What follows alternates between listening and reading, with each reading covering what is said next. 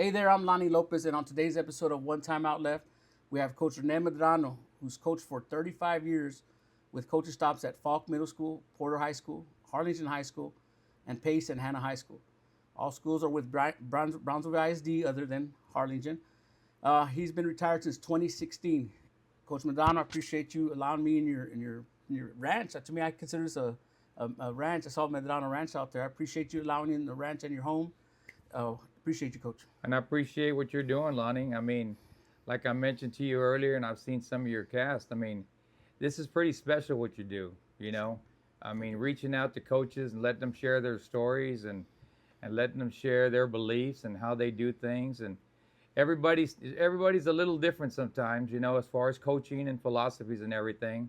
But everybody wants the same thing, you know? Everybody wants to treat coaches right. They want to treat kids right. They want their programs to be going in the right direction. So I think everybody focuses on the same things.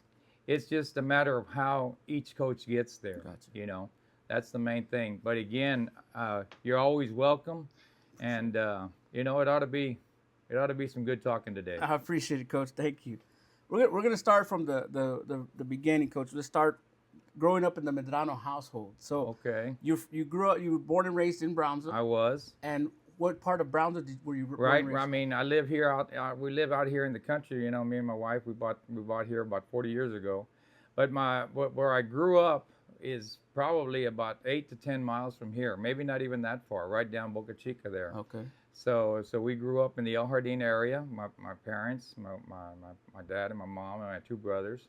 And then we moved from the El Jardín area. We moved further down, about maybe a couple of miles, 2 or 3 miles down on Boca Chica. So that's where I was raised, and I've been in Brownsville all my life. And you know, I really love it here. I love the community. I love the people. Love everything about it.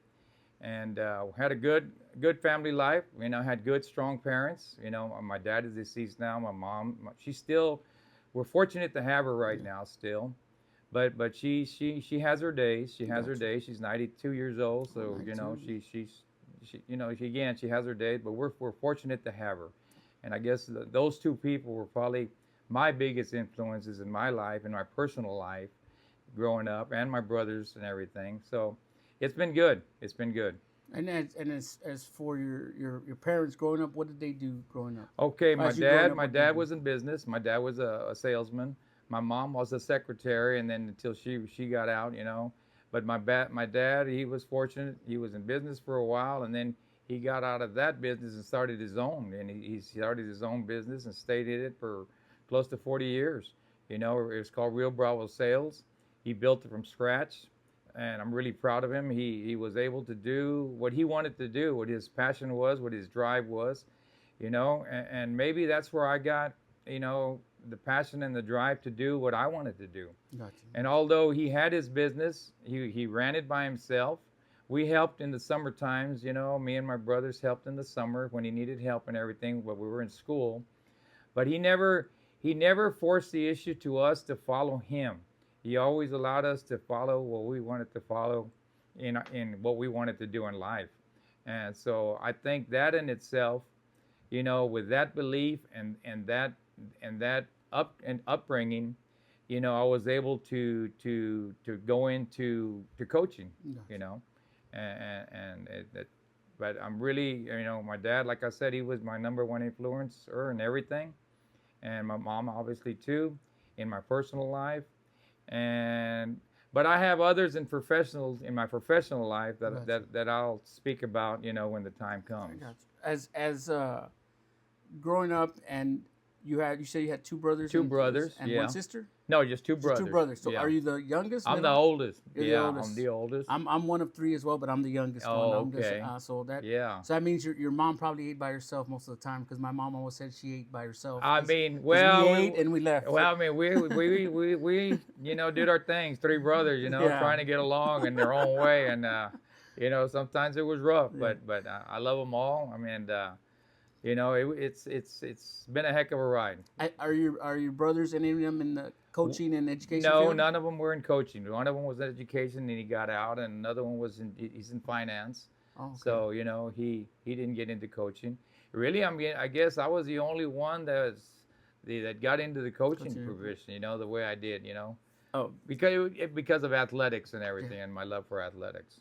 So growing up, so did you play any like the Pee Wee sports Oh, and I all that stuff, did. pony Yeah. and I all that mean, you stuff? know, I guess everybody that, you know, that can coach and played Pee Wee football, played Little League Hmm. baseball, played Pony League baseball, Colt League, you know, went on to middle school, did the thing in middle school, and then went on to high school and played some athletics in the high school, a lot of athletics, which is good. I had some great coaches there. But, you know, but athletics and going outside and just playing ball all the time has always been part of my life. No, I mean, okay. where we grew up, I had the I'd say 10 to 12 friends, it feels like, and all we did was get up in the morning and play baseball all day long. And we had North Brownsville Little League. It's still there, but it was located in another little spot. And we'd take our bikes and drive to North Brownsville and play baseball. No, that's I good. mean, one bottle of water would last us all day long, man. We just didn't need to drink. We didn't need to do anything. We just needed to play Yeah, baseball. And yeah. we either played in my backyard or we got on our bikes and drove to North Brownsville Little League and played over there. So at a very young age, Very very young young, age. very young age. So as you go through the elementary and you get to the middle school, um, in middle school you started with the structure, not structure, but the you had your coaches. You started playing all the sports. What Yeah, sports did you play in middle and school? then more so because the thing is, my parents started me really, really young in school. I mean, I graduated probably at 16 years old. Oh wow. So my birthday's September 1st. So instead of waiting a whole year, they Yeah. put me in a year earlier. So really, in the middle school time, I was still playing what they called midget football because I was still of age to play. So Okay. I was playing at El Jardín, you know, with the midget football. I think I was 12 years old in the 8th grade. So it was like, you know, I was really young. So that was there, but the coaches, I was, you know, still in the coaches situation. You know, we had Coach Corona was there at that Central Middle School at that time, and he's in the Hall of Fame now, and he's a great guy and great. He just does a good job. So from there, like I said, we were there and we learned a lot, did good things, and then from there, obviously, we went to the high school. You know, and at freshman in high school, I played basketball, I played baseball. So then from there, I knew in Brownsville, Hannah, at that time it was Brownsville High School. Okay. So it was one of the largest, if not the largest, high school in the nation. So we went in split sessions there. You know, the freshmen and sophomores went in the afternoon to school. Okay. The juniors and seniors went in the morning, like from 7 to 12, and then the younger ones went from 1 to 6. So it was like you get really lost in the shuffle there. You really do. I mean, there were just so many kids and so many, I mean, like, I don't know how many thousands of kids went to this school. So through it all, you know, at an early age, I found my calling at that time, and really, I mean, it helped me through college, was playing baseball. So Okay. that was my passion, and that's my calling, and that's what I really, really leaned on during my high school career. And I guess I was fortunate, you know, I was able to get out of Hannah, you know, in baseball, making all district and everything, you know, lucky to do that. And then I moved on to TSC and played 2 years at Yeah. TSC, got a scholarship there, played 2 years at TSC. And I still wanted to finish my career in college, you know, playing baseball. And I had a coach that I really looked up to at TSC. He was his first year there because he had come in my second year. Hector Salinas. Okay. And Hector was a great coach. He was from the Corpus area, did an outstanding job, and God rest in peace. He passed away during COVID. But he was a great mentor, and he said, he called me, hey Rene, you know, there's a school that we played this last year, you know, Mary Hardin Baylor. And I go, yeah, I remember that school, coach. I remember Mary Hardin Baylor. We played them in a tournament. Yeah, they were playing in a tournament, or you know. And I said, do you want to go there? I said, coach, I want to go wherever I can finish up. And he said, well, they're looking for an infielder. And I said, well, tell them I'm very interested. So Lord and behold, I went from TSC playing there 2 years. And then I went to University of Mary Hardin Baylor. Yes. And then that's where I finished my career. And then another great mentor in my professional life, Coach Charlie Robinson. He took me under his wing, played 2 years there, was able to graduate, was able to do things, play against a lot of great players, a lot of great teams. And so we went on, and graduated. And then from there, we're looking for jobs now, we graduate. And then another great mentor of mine, when I came back to Brownsville, Chipper Zamora was the AD. The athletic director. He was the AD. And sure, lo and behold, Chipper called me in the summer after I graduated and said, Rene, I got a job for you. And I go, well, what is it, Coach? I mean, it's a middle school job. I think it'll be good for you. You're just out of college, and you need to, really think about it. I said, man, middle school coach. Here I was. I wanted to start right away, not knowing that that's not the way to do it. No. Not knowing you need to start from the bottom and work your way up to really realize if you really want to get in this business and make a career out of it. But at that time, I just played college. I was coming out of college, and then you're gonna make. Lo and behold, I took the middle school job. It was the best thing I ever did in starting my career there at Faulk Middle School in 1981. Coach, I want to rewind just a little bit. Sure. Talk to me about when you played in Hannah. At Hannah. And what position did you play? I in baseball? played shortstop and second base, mainly shortstop. And talk to me about how you got a scholarship to go play at TSC. At TSC. How did that work out? Like they called you one day? Yeah, no. Well, I was lucky that we had a good team. Okay. And Jesse Banda, he was my senior. He was my senior year. He was the coach, and that was a good year we had. And then I was fortunate to make all district and do this. TSC had a hot team. They had just come from the World Series, that year. Going to play in the World Series as a junior college. And it worked out because Coach Dodd, he was a coach there. And then after graduating and after doing what I did, and they would come see there were some scouts that would come see, college scouts and stuff would come see, not only us play, but the other teams and everybody we played around. And maybe they saw something, and I was fortunate, and sure enough, me and there was a few other kids from Hannah. Oscar Gallegos, he was a good pitcher we had there. He also he was a senior that year, so we both went into. They called us and they said, "Would you like to come in and have you get a scholarship here and you can play with us here?" And I said, "Sure, that'd be good." So eventually that's what they did. And Jesse Banda helped in the process also. Yeah. So then you now want to fast forward back to Sure. In 1981. But your major in college was kinesiology? History and kinesiology. Major history and minor in kinesiology? Right. Or major in PE, with kinesiology, with a minor in history. Yeah. So 1981, Coach Chipper Zamora calls you and says, "Hey, come on by, let's go." Yeah. So it gets you. So are you teaching history? I'm teaching history. Okay. I'm teaching history. I'm an assistant 7th grade coach, football, and I'm assistant 7th grade basketball coach. And then the head coach there is a super great friend of mine. His name is Noe Gonzalez. He was the coordinator there at Faulk when I got there, and he was a baseball. He's a little older than I am. He was a senior when I was a freshman, and he was in baseball at Hannah, and I was in baseball also. So we knew each other, and we got to know each other. Just like Coach Montemayor, the same thing. He graduated with Noe, and he was a senior. And I was a freshman, so I got to know Monte, and then I want this brother. And one day it was just like, man, it was just flowing through that. So anyway, I go to Faulk. Noe's the coach, and I'm the assistant basketball and football 7th grade. And then it was a great learning experience, great everything. We played on Thursdays and Saturdays, and when the 8th grade was playing, the 7th grade coaches got to run the concession stand and do their thing and make, it was just, that's part of what you did. That's just the way you did things back then, That was the way you did things. And then I remember Saul Villarreal, an outstanding basketball coach for the Rivera Raiders, He was also an assistant there at Faulk with me.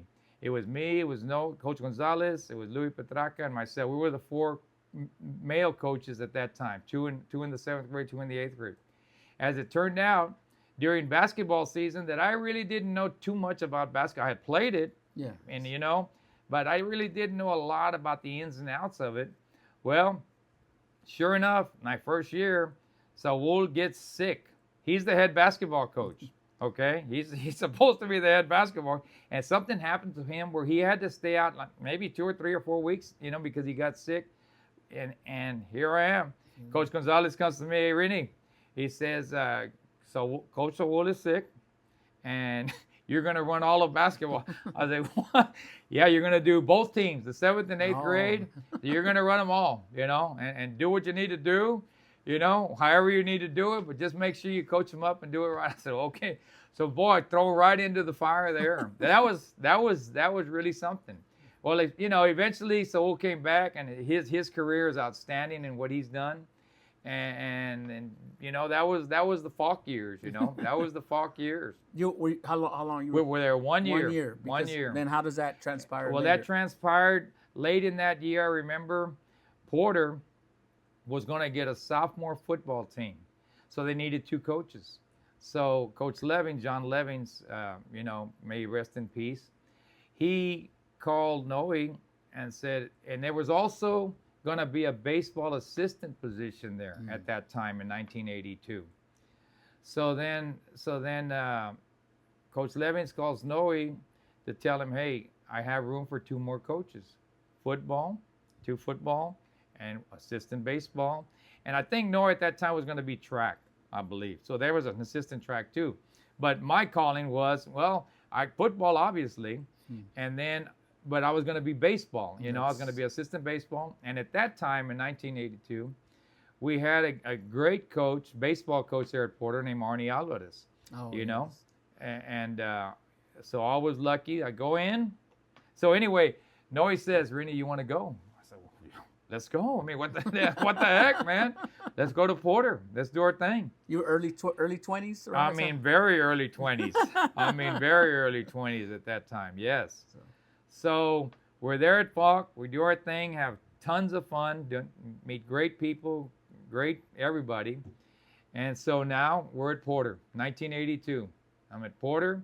I'm an assistant football coach, freshman, and I'm assistant baseball coach, also JV baseball coach with Coach Alvarez. So there we go. There we go. I'm an assistant learning at the high school with John Levitz in his program. And then we go, I stay assistant in 83, 84, and then I become a head baseball coach in 85. But coming back in my first year at Porter as an assistant with Arnie, we have great kids in baseball, great kids. I mean, Sammy Hernandez played for us. He was a coach, Yes. Or, I could just name these guys, but Sammy happened to play for us, and he was a coach now, So anyway, we win the district in 83 in baseball, So that, I thought, wow, that's awesome. That feeling of, that playoff, because that's what you do. You want to help everybody, you want to do your thing, but you want to be successful too. True. So, and Arnie was good, he was great. So then we stay there, we win it in 83. We continue in football. Football, at Porter, it's really hard. It's a different world. It's different. And I've always said, you've never really coached at all unless you've coached at Porter High School, because it is a unique place. Great kids, great everything, but they have their hands, crossed there. It's very difficult there. Very difficult and even to continues now. So my hat's off for all those people, that do that have gone through there. But getting back, so in 84, we lost some great kids in baseball, but we ended up having some, we had some other ones underneath that did a great job for us. We win district in 84. Nice. So Arnie's hot at this time, he's hot coach, and then TSC comes calling. So I believe Arnie left in 85 to be the head coach at TSC. Wow. So he's the head coach, and he recommends me with a principal there named Tony Ortiz to be the head baseball coach.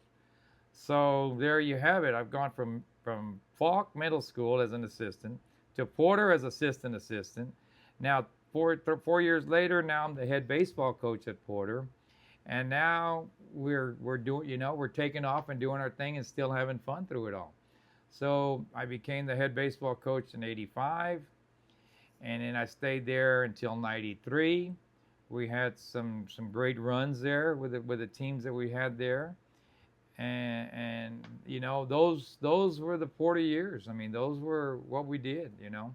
As you transition into a head coach in baseball, did you bring anything from when you were at TSC, like drills, and then Mary Hardin Baylor, and also with Coach Alvarez? I did. This is the thing about coaching. If you're in it through your careers, and you're fortunate to align yourself to be able to work with great people, you do nothing but you mock their great ideas and you put it together in your philosophy, gotcha, in your thing. So that's coaching. I've borrowed and stole a lot of ideas, just like the good ones do, just like the good coaches do. You evaluate, you see what they're doing good. You tell yourself, in one time, if I ever run a program, this needs to be in it. So you start saving all that. So when it's your turn to do things, then when it's your record now that's out there as a head coach, you need to make sure that all those positive things that you learned along the way and continue to learn. I mean, this is early in my career. This is 85, and I was in this thing for 35 years, So it's like thousands of ideas, borrowed and shared, yes. Along the way. So you go all the way to 1993. Is that when you transitioned to Harlingen? That's in 1993. As I was getting through baseball and doing my thing in baseball, I realized I wanted more. I wanted to be a head football coach. It didn't dawn on me early in my career because I just wanted to get my feet in the door and start doing things. But later on, as we were fortunate enough to be very, very successful in baseball at Porter, I thought to myself, well, coaching, if you want to go to the very end, obviously, to me, the end was to be AD one day. But that's another story for later on today. But the thing is, then let's be a head football coach. But I was going down the baseball highway. So if you're gonna, and back then it was just coordinators or highly successful assistants from great football programs. Those were the ones that would apply and get the football jobs.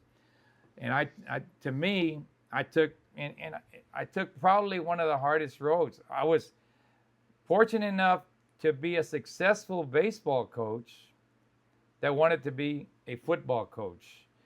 So, and at Porter, we had some down years. I mean, we had great kids and great things, but our football was down. It was down.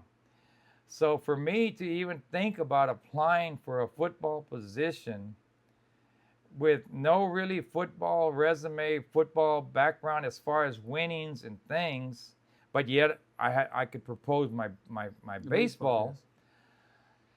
Yes. It wasn't going to happen. It wasn't going to happen at Porter. Although in 1993, crazy story, I did apply for Porter. Porter was open, and I had, and I thought to myself, well, you know what? I'm going to apply here at Porter. It's 1993. It was open. Chipper Zamora still the AD? No, Chipper's not the AD. I think it was Joe Rodriguez at the time. Joe Rodriguez was the AD. Chipper had already moved to Corpus, I believe, at that time. Okay. So then we're there, and I say I'm going to apply to be the head football coach here. Well, obviously I applied. They didn't give it to me. They gave me the interim there during their search, but I still applied, but they didn't give me the job, so I in turn, when they didn't give me the job, were you hurt? Were you pissed? Were you bothered? Sure. We were fortunate to do a lot for Porter High School during those years and giving them some respect through baseball, but I wasn't getting the and it's fine. It's obvious. I was a baseball coach at that time, labeled a baseball coach, trying to be a football coach. Yeah. We got a new principal in, and she had different ideas, which whatever those ideas were, which is fine. So at the end of the year, they hired Leonard Tolbert comes in, and he comes in to be the head football coach there, and I'm still the baseball coach. And I could stay there. I could have stayed there probably forever. I would have wanted to. But in the summer, I thought to myself, wow, I mean, why didn't they give me this chance? And I was adamant that I deserved it and I should have gotten it. Little did I know, thank God, at that time, I did not know. I knew a lot about baseball. I knew a lot about organization and how to run a baseball program and everything. And I thought I knew a lot about actually the big picture of everything. But at that particular time in my career, it was very obvious that I didn't know, at that time. And I didn't know this until I moved to Harlingen. Okay. So in that summer, Chipper calls me and he says, because now Chipper Zamora, he hired me at Faulk. Now he's the AD in Harlingen. Okay. That was during the split, when that was 1993 when the split came. The Harlingen, yeah, yes. That was the split. I mean, those were interesting years. Those were big years. I mean, the Cardinals now were split with the Hawks now, and that was our first year there. So Chipper calls me. He says, Rene, I hired Coach Bob Boyd. I hired him. I know him. He's a great guy, and he's looking for a baseball coach. And I said, well, Chipper, I'm going to be honest with you. Yeah, but I need to be varsity football there, Chipper. If I'm gonna do what I want to do, I have to start putting my name out as a football coach, in a program that has tradition of winning. Gotcha. So that when I put my name out there to be a football coach one day, I'll be able to share this also on my resume. He said, well, let me see what the other position is. I just know I have, okay. Well, a couple of days passed, he called me back. He says, it's head baseball and it's varsity football. I go, you know what? Bam. That even gave me even a little bit more incentive, I mean, it was hard to leave Brownsville. It really was. Yes. To go there for a rival that nobody liked in Brownsville, which is the Harlingen Cardinals, and just Harlingen period. Yes. So, I mean, that didn't bother me. I mean, being a rebel and fighting for my program and fighting for my kids, it has never been an issue for me. And you can ask anybody that's ever coached for me. That's never been an issue, fighting for those type of situations. So anyway, the issue was, did I want to leave? And I said, if you really, really, really, and I was still somewhat young in my career, if you really want to have a chance just to be a head football coach, you have to make this move. So we made the move, became the head baseball coach, became the varsity running backs coach, and the Lord and behold, the split for 1 year and 1 year only hurt Harlingen that year. I don't think the South Hawks didn't make the playoffs, and we didn't make the playoffs that first year. So obviously, you go to this school to do this, and you don't make. But little did they know that this coach Bob Boyd brought in this program that I mocked later on when I became a head coach, and now my two assistants that are at Pace right now, which is Danny Pardo and Rodney Morales. They are a big part of my career. They are still mocking the same program and being very successful there too after all these years. It's incredible. It's incredible. But getting back to that, so a day later, Bob Boyd calls me. He says, Coach Medrano, he had this slang about him, and he says, Coach Medrano, yes, hey, Coach, yeah. Well, have you made up your mind? I go. I said, well, Coach, I said, look, he says, let me tell you, I've heard a lot of good things about you, and I feel I have a lot to offer. He was talking about his program and everything. And I said, well, at that moment, he says, let me just say that, you're the last guy I need in order to fill the staff now in Harlingen. And I said, okay, Coach, you twisted my arm. I'll take the job. So we took the job. First year, okay. After that, there was no looking back. I mean, after that, the Harlingen Cardinals were the Harlingen Cardinals. Gotcha. Yeah. And, and that's that in itself right there.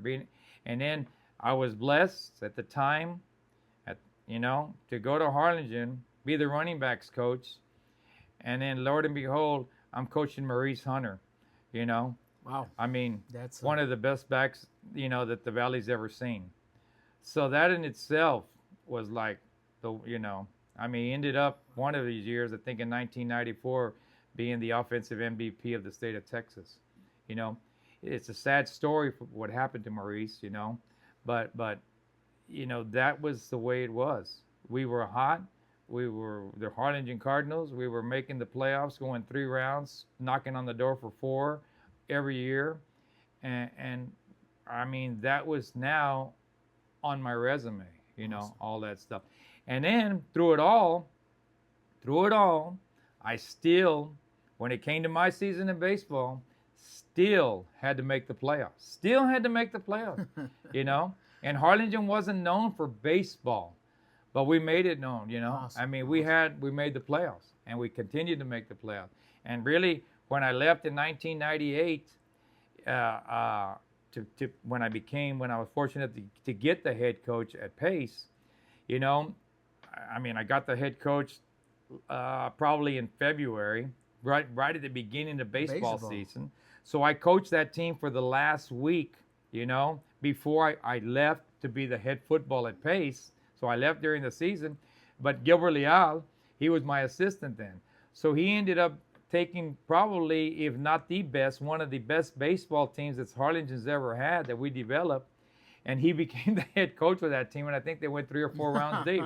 So I left my best baseball team to become the head football coach at Pace. Yeah, I mean those are things that when you have a passion to do something, you do what you need to do. Coach, going back to Harlingen, when you were in Harlingen, who was on that coaching staff that still coached Randy Creeders, Brett Boyd. Randy Creeders was not the AD. No, so he was the defensive coordinator then. Oh, okay. Brett Boyd, Coach Boyd's son, was the offensive coordinator. Okay. I was the running backs coach. Bobby Lucio was there. Jim Morton was there. I mean, these are guys. Yes. These are guys. Charlie Torres. These are guys that have become head coaches. It was a great staff, man. Mm-hmm. Bob Boyd put together a great staff with a lot of people that went their own ways to do their own thing, to be successful in doing their own thing. I mean, Creeders was an AD there, I mean, Manny Gomez was on there. Manny Gomez was one of my assistants in baseball, believe it or not. Oh, really? Yeah. And you talk about that. I go back to where you told yourself, I need to go somewhere where it's got like a tradition type program where it's going to be on your resume because you came from there, and look at all those head coaches that came out as assistants, exactly. like you just mentioned right now. Exactly. Those are head coaches out of that one particular staff that went on to do well. Jerry Hamrick. I mean, these are guys that I mean, and then the program that we had there was bar to none. When I saw that program being run in reality for one full year, through the season, through the off season, through everything, that's when I told myself, this is the program, if I ever fortunate enough to become a head coach, this is the program I'm going to instill. And sure enough, it's still going on today. So in 1998, you start getting that Pace comes open, or Pace comes open. Any other schools? And the thing is, I had to apply 9 times in Brownsville before I became a head coach. So along the way, when I was in Harlingen, I was applying, and then I would come to interviews, and even Bob would say, Rene, I mean, what did you do? I said, I didn't do anything, Coach. I just want to go back. I want to do this. I want to be a head coach. But I would only apply in Brownsville. And they say, well, because I want to come back to Brownsville to be a head coach. I wrote it down as a goal, and the only way I can scratch it off the list is if it happens. Gotcha. That's the only way. So it has to happen. But I swear it was like 9 times I applied, including the first time at Porter when I left Porter, through the time I was in Harlingen, through all these different opens and closings and everything, those years, I would apply and I would apply and I would apply only to be told no, until it happened that year in 1998.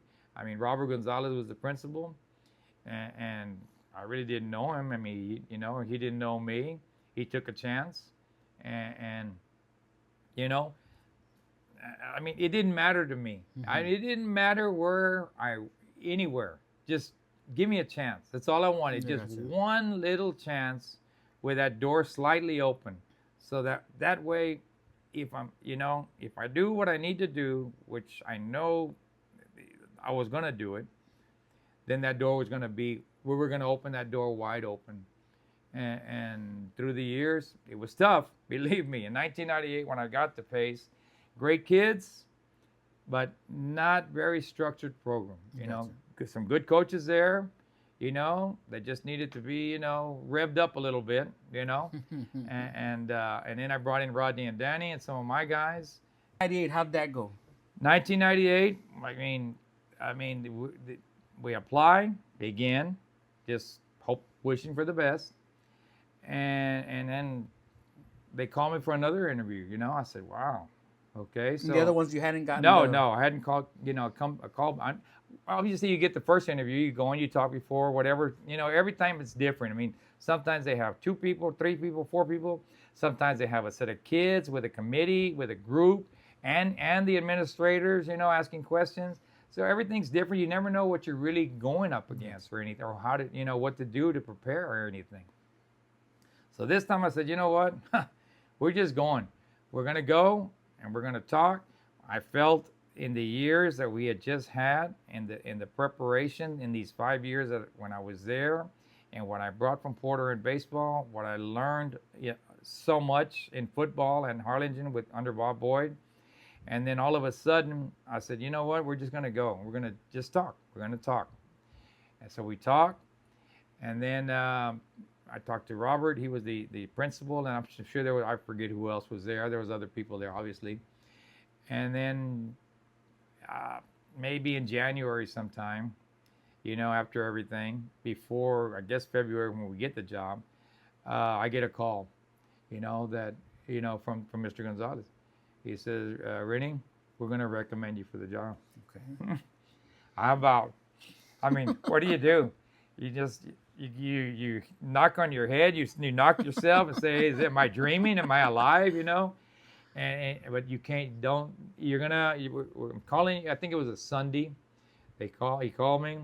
And on a Tuesday, my name was going to go before the board. So, it needed to be, I said, look, very few will know.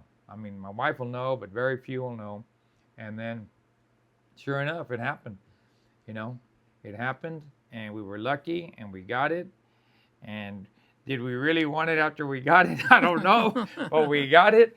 So, be careful what you wish for, but it's okay because that's what we wished for, And you get hired. Right. Were you able to bring any? You already kind of knew who you wanted? Yes, I did. At time, I did. I knew coordinators, people I had worked with before, and been around. And I knew one in particular, really, my 2 coordinators my first year, obviously, one was Joe Rodriguez, Little Joe, they called him. He used to work for me at Porter, and he worked, and he was a defensive coordinator at Hannah at the time under a coach named Malillo. And so I said, I'm going to ask him, see if he wants to come to Pace with me, because there were some understandings things weren't really going as good as could be at Hannah. Gotcha. So I reached out to him. He said, let me do my thing and see what I need to do. So he came over. This is my first year. And then I reached out for probably a guy I consider to be probably one of the best coaches that ever lived, locally, anywhere, Rodney Morales. Mm-hmm. Rodney played for me, as a player in baseball. And then Rodney was one of my assistants in baseball at Porter. And then, when I left Porter to go to Harlingen to be the head baseball coach, Rodney became the head baseball coach at Porter. Okay. So he was the head baseball coach at Porter. When I called him to say, Rodney, I just got the job, man, and I need an offensive coordinator. He says, Coach, I want you to be my offensive coordinator, Rodney. He says, Coach, it's up to you, but you're the one I want. Sure enough, this is where I guess I started pissing off people, because I took a coordinator from one school to be with me. I took a head baseball coach from another school to be with me. So, and with no regrets whatsoever. They came, and then I've got another friend of mine, a great friend of mine, Pat Inskip also. He became part of the staff. So it was just, I was trying to get people that I knew that were good people, good hard workers, good with kids, good with everything, to be on my staff, So, that was that was the beginning staff right there. Okay. That was the staff that, and then it changed. It changed as time went on. Me and Joe, we all obviously 3 years later we made the playoffs. So that was good. We lost to Sky Cook, here at Sam Stadium on the last play of the game, but it was a great playoff game. And then Joe, after that, he wanted to become a head coach. So he applied. He was a defensive coordinator, and then later on after that was Joe. He went his own way, and he to get more experience other places, because that's what he wanted. So then when he left, I brought in Patinsky to be my defensive coordinator. But through it all, Rodney was always my offensive coordinator, and he's still there at Pace right now with Danny. And then Danny Pardo eventually came to me. He had also played for me at Porter. Danny played for me at Porter to be the coordinator with me. So he was with me at Pace. Then we went to Hannah. He was with me. And then when I retired, Danny went back to Pace. And then a year later, he became the head coach. And then Rodney went back with him to Pace as a coordinator. So it's like, and they've been there. And they've been there doing their thing. Yeah, it's really, it's been a heck of a ride, and with a lot of good people, But when I went in '98, going back a little bit and putting the staff together and calling and doing these things, that's what you had to do. And we had put in a little bit of off season. We were there in February. We were going to play in '98, and there was good-looking kids at Pace, good-looking kids, good-looking athletes, but they really weren't very structured, and they didn't have a routine, and they didn't, so that was hard to break during that time, Here I am bringing in this program, of a program that goes 3 rounds every year, and trying to implement it in a place that hasn't really been successful in a long time. You look back at Pace, and I'll share this information later, other things, but they made it I believe they made it in 81 and 82. They didn't make it in 83, and then they made it in 84, I believe. Okay, in the playoffs, the old Pace. Then I come in '98. So really in 1984, I believe, was the last time they had made it. And then now here I'm coming in '98. That's like, I don't know how many years later that is. That's with no playoff appearances, no nothing. And now I get this opportunity to do these things. So we implement the program, and the first year, it was rough. We implemented it the best that we could with what we could, and everybody was learning. Everybody was still learning during this time. So we go 0-9, believe it or not.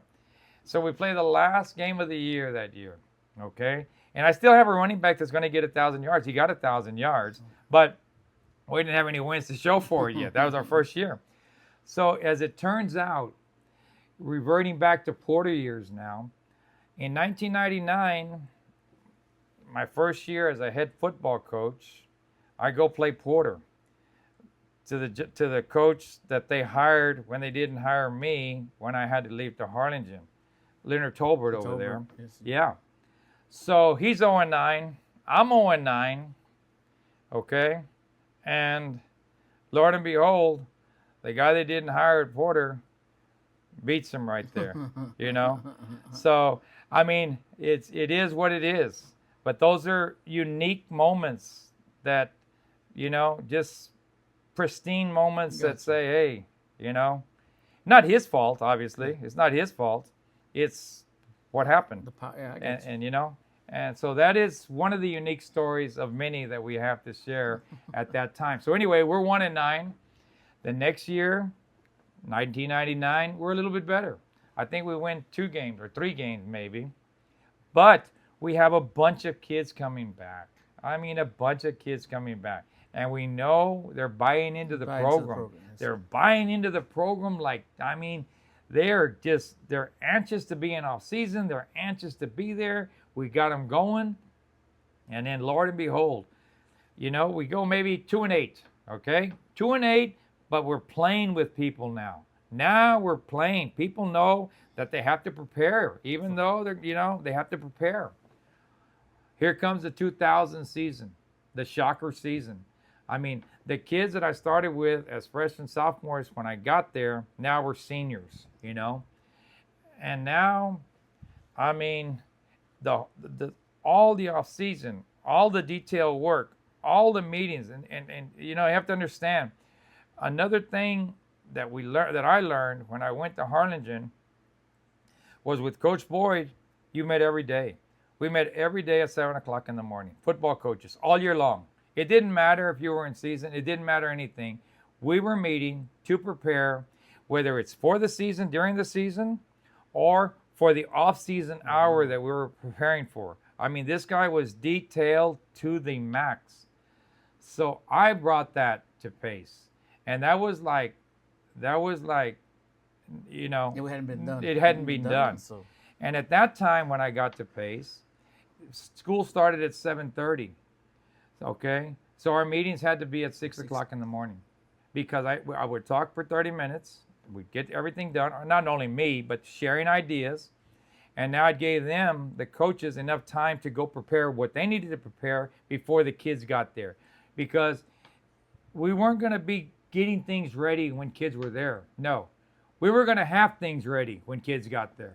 That's just the way it was. We weren't going to waste time putting up things or moving this or moving that or no. When kids got there, they got coached. And that's the way it was every single day.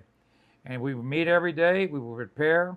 I mean, maybe I was just the way I was so detailed in my preparations for everything, whether it was for a single practice, whether it was game planning for a football game. The one thing you have to understand about us, and I say us, the people that work for me, and the kids that played for me, is we were never going to get outworked. Nobody was ever going to outwork us. That was going to be impossible. You never were going to outwork us. You were never going to outwork the kids that we coached. Now, because that being said, that didn't mean we were going to win all our football games. It just means that we were going to do whatever we could, however we could, to prepare these guys, this staff, this coach, this kids, to be successful, And you can ask anybody that's ever worked for me, and you can probably ask anybody that's ever played for me, we were detailed to the max. And if you asked anybody, they're going to say you weren't going to outwork that guy. Because I had to drive 40 miles when I was in Harlingen for 5 years, to get to work. You had to be there. Yeah, and I was always the first guy there, driving 40 miles to get to work, because that's just the way it was. That's the way it was, I mean, maybe it was bad and it hurt along the way, because I would do things and leave Ida in charge with my kids and everything, but this is just the way it was. Nobody was gonna beat me in the hours put in. Nobody. It wasn't gonna happen. So it wasn't gonna happen. So here comes 2000. We have all these kids and all these coaches that have bought in for all this time now, for 2 years of just work, and we get to the season, and Lord and behold, we make the playoffs. 3 years later, we make the playoffs. And that's always been one of my rules, me personally, because coaches don't have contracts. They just roll over their years and they think. I always had a personal contract. My contract was this: if I don't make the playoffs every 3 years in whatever I'm coaching, at least one time every 3 years, then I walk. Nobody has to tell me. Nobody has to tell me to get out. Okay. That means that I made the playoffs, and now I've got 3 years to do it again. Now, I'm not saying it's not good to do it back to back. Oh, that's always awesome. Yes. But that was my timeline. That was my timeline, that gave myself, if I made the playoffs at Porter, then I have to do it in 3 years again, and not I'm out. I walk. That was my contract to myself. That's what motivated me to do those things. I don't know how many people live by that contract because not many do, Okay. But that was mine. And even some of the guys that I have today will tell me, Coach, I still do that. And then that in itself makes you as a coach have to go to work and coach every single day because you know that you are your harshest critic. Gotcha. Nobody Yes. could be harder. I was my harshest critic. So if I was going to demand this about coaches, them being there these early hours for meetings, then I had to set the example. So, it would not be right for me to set the rules but not set the example. There's a big difference when you set rules but you don't follow them. We set them, we followed them. Follow. That's the way it was. That year 2000, Right. you started off like first game. You were like, you sensed it. You sensed we like, knew it. We're coming. We knew it. Coming. I mean, So we were like 3-0 or 4-0. I think the only team we lost to I don't even know. We lost to Hannah. Maybe we lost to. No, I think we beat Hannah that year. I really don't remember. It was like we were 8-2 and we made the playoffs. Okay. And so we only lost 2 games, and we beat a lot of the people that had been really hurt. Oh yeah, well we beat Rivera, we beat Los Fresnos, I believe that year. We beat I think San Benito was the only, or Harlingen, one of those teams. But other than that, I mean we were on fire. I mean we. So who do you play first round in the playoffs? We played first round McAllen Bulldogs. That's when Sky Cook was the quarterback there. In that first round. Home or you were? We played here at Sam's on a Saturday night. I remember. Nice. It was raining. It was cold, and we were winning the game. I mean, we were down to the last play of the game, winning the game. The last play. I still have vivid memories in my mind. He rolled back. He threw a Hail Mary. I mean, if it would have been incomplete, we would have gone 3 rounds. I know it because McAllen won the next week so easily against whoever they played. Oh. And wasn't meant to be. Caught it, end zone, touchdown, game over. Great season, great kids. We didn't move on, But in that, I mean, I had Robert Cadena, I had Rigo Morales. Rigo just became the head coach at Edinburgh North. Yeah, yes, he played he was a center for us that year. Okay. Yeah, I mean, on that subject, I mean, on kids that you coach, your assistant coaches that have become head coaches. Yeah, I was making a list last night. I told my wife, I can't name them all. And I wouldn't even want to start because I wouldn't want to leave anybody off. Gotcha. But I stopped the list at about 50. Either assistant coaches that have been head coaches that have done something, or players of mine, that are now baseball coaches, some football coaches, some both. It's like they got into the profession because obviously we touched the nerve that that made them want to be something, and that to me is good, is great.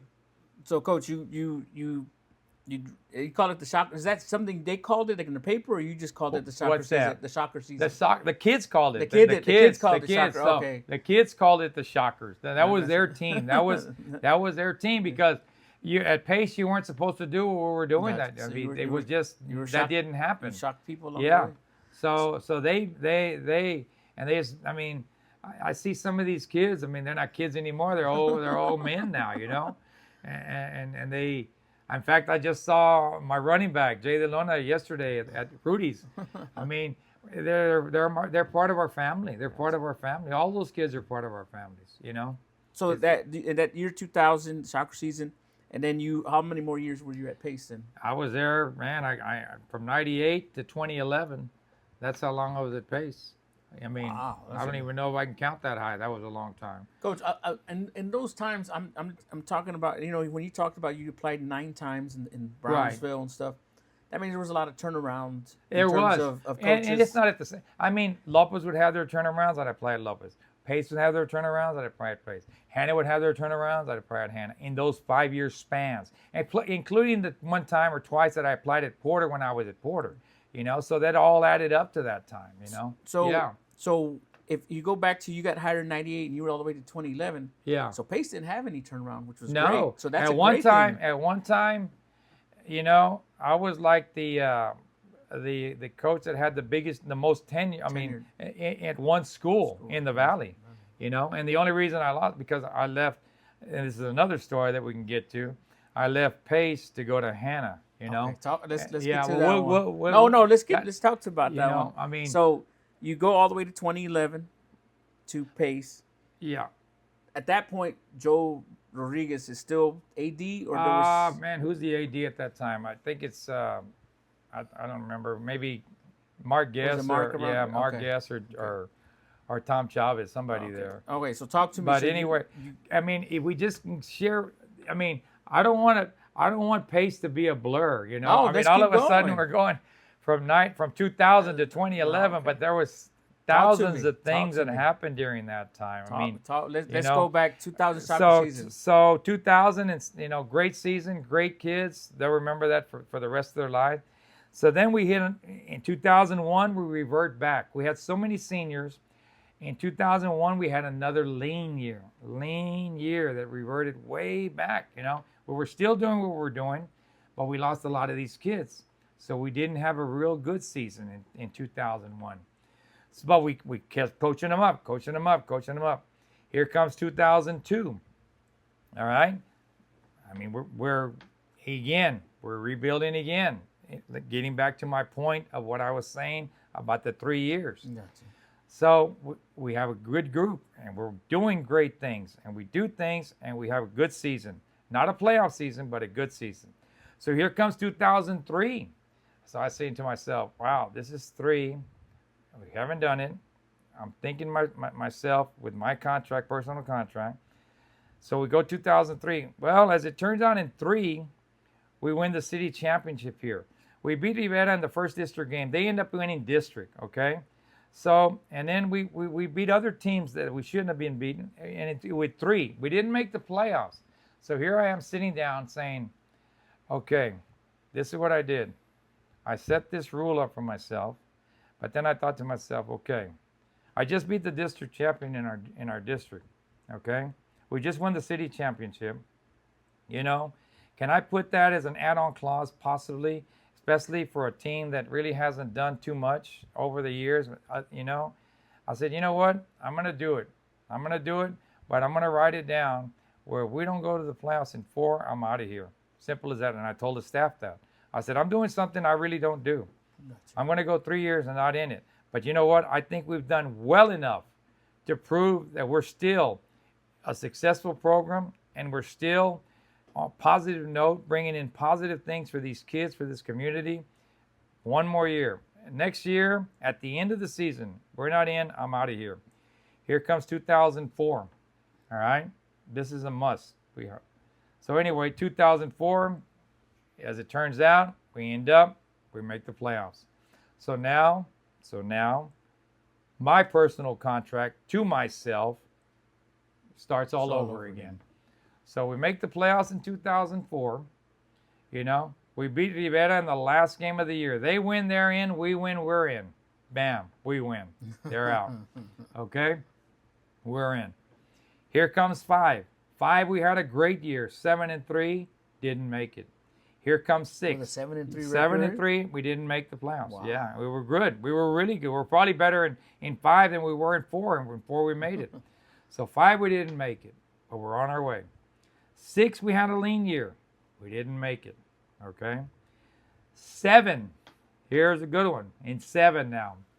In 7, here I'm back to my contract, my personal contract, the way it is. Yeah. Okay? The way I believe, the way it should be. I don't know who follows it. I don't think anybody does, but I did. So here we go. 2007. We start out all Brownsville bad. Like I think everybody in Brownsville. Monte's there. I forget who's at Hannah. Is it Pate? Tom's at Hannah now. He come back from Donna, so Tom Chavez is at Hannah. He's 0-3. I'm 0-3. Monte's 0-3. Kaiser's 0-3, I think. And I guess Padilla was at Hannah at that time. Or no. I don't know. No, Tom was there. I don't know who was wherever. Monte maybe too. We're all 0-3. And we get called into this office meeting with Joe, the superintendent, And Lorenzo, I mean, you get called into the office, and me and Monte always share this story. And we're all 0-3. I go, shit. I tell Monte, man, I think at that time, if I remember right, Notre Dame was bad too. They were real bad too. And I said, man, would you rather be here in Brownsville, Texas, going to an 0-3 meeting, or would you rather be at Notre Dame going to an 0-3 meeting? I think I know what these guys are going to tell us. So sure enough, we get there, and then Joe tries to soft soap everything, saying this is not a meeting to get anybody all riled up. We just got a new superintendent in that wasn't worth a darn. Okay, he came in, and I'll share another story about that. So he comes in, and then he comes and talks to the coaches, and he says, this about whatever. He says, this is not anything. Just, we want to help you guys. We want to do these things, and all that soft soaping of stuff. But there was a new superintendent coming in. So as it ended up, long story short, okay, only me and Monte from those guys that were there in the room that day kept our jobs that year, okay? Oh. And this is my third year now of not doing it in my own contract now, okay? Oh, yes. So now we're in 7, and I tell my staff, guys, if you look at the schedule and you see everything, it's possible we can get in the playoffs. Okay. Even though we don't have a real athletic team, if we keep working, because we just have to beat. The coaches are always looking how to do it. Sure enough, man, it's incredible. I coached a team in 2005, 7-3. It didn't make the playoffs, and then in 2007, we make the playoffs, and we're 3-7 and make the playoffs in 2007, and that. It surprised a lot of people.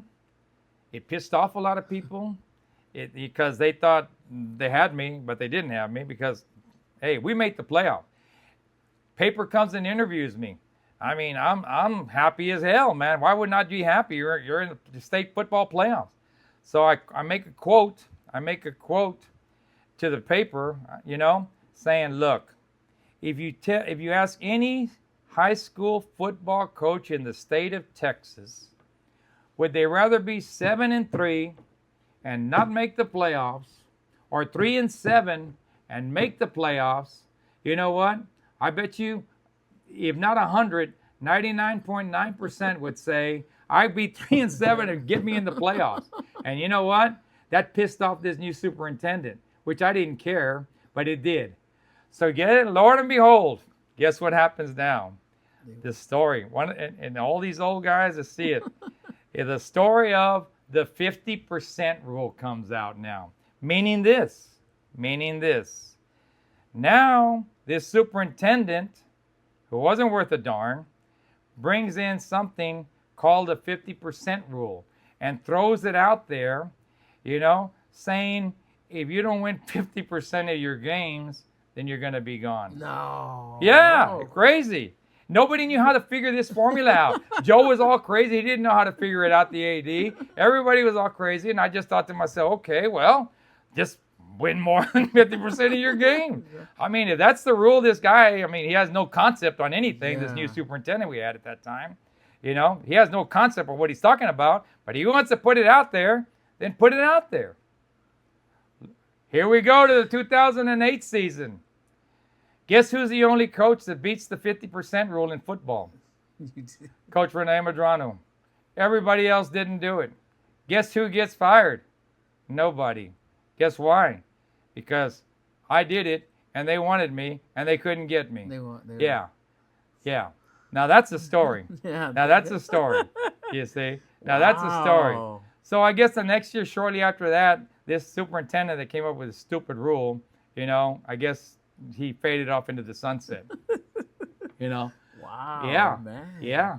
And whether it was meant for me or not, which I openly say it was, we beat it. Nobody else did. Nothing happened to anybody. Anybody else. Yeah. Ah. Yeah. See, yeah. I think, and then you know what? What the main thing is through all of that is, that was in the third year of my personal contract to myself. If I didn't do it, I'd go. Yeah. We did it. We did it. You know, it goes back to where another coach mentioned about unless you've been in the arena, nobody knows what happens Monday to Nobody Thursday, knows. Friday. And then I got another story. This is like along those same lines. Still at Pace. I mean, here we are. We get this new superintendent, and then we get a new principal. And now I love the lady to death. She's one of my favorite friends. She's one of my wife's favorite friends. She was just following whatever this superintendent was telling her to do, which is that's what she was telling her to do. So anyway, obviously I wasn't well liked in the district, but obviously I would win. So that in itself pissed off people. Okay, a lot of people, but it's okay. All right. So we're getting. I think it was the 8th season. This 8th season. 7 we made it. Here comes 8. And then we lose our first game against Rio Grande City. We lose the game. It's a good tight game, whatever. We lose it. So we come back, and it's Saturday morning. I'm watching film with the kids, with the coaches. I get a call from the principal that she wants to see me in her office immediately. I say, ma'am, I'm sharing this time with the kids. I mean, I need to see you right now. I said, but ma'am, I'm right. Okay, here I go. Rodney, Danny, there will be me. You guys take over film study, film. I'll be back. Go over there, and she goes, what happened last night? Oh, we lost. Yeah, I know so what does that? Well, that's not good. Well, it's the first game of the year. Okay, just hold on. No, that's not good. I'm gonna. It's been so long, but these are the ideas shared, by her and me at the time. And she's saying, well, if I wanted to, I could get rid of Rodney and Danny. If we wanted to right now. I said, ma'am, you're the principal. You probably do whatever you wanted to do if you wanted to do that, ma'am. But you have to understand, if you're going to get rid of Rodney and Danny, then you're going to get rid of me too. I mean, instantly. They're not going anywhere, and I'm staying. That ain't going to happen. They go, I go, real quick, okay? And along these same lines, I don't know why you're telling me these things because I don't feel that's you really talking to me, ma'am, okay? And this is the time of that new superintendent, see? He was still there.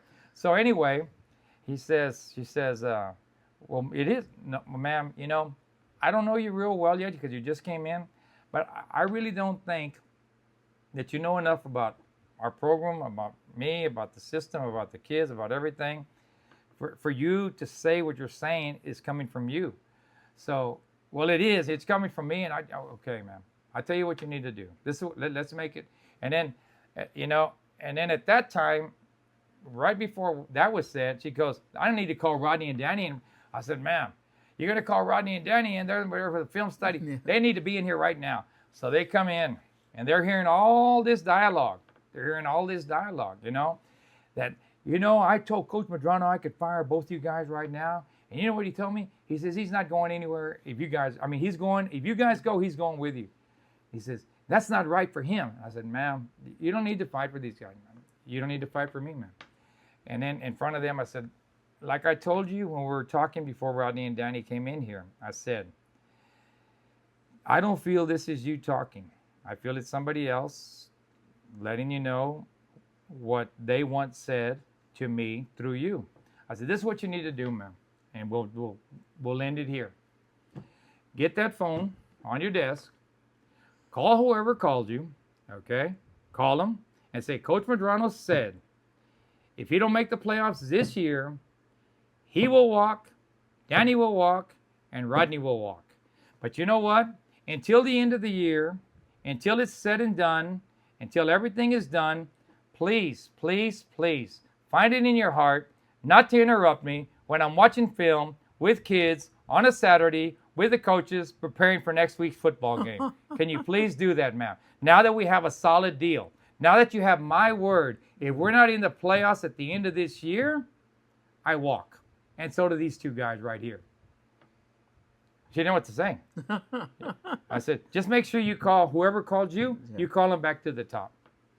Sure enough, season goes through, we make the playoffs again.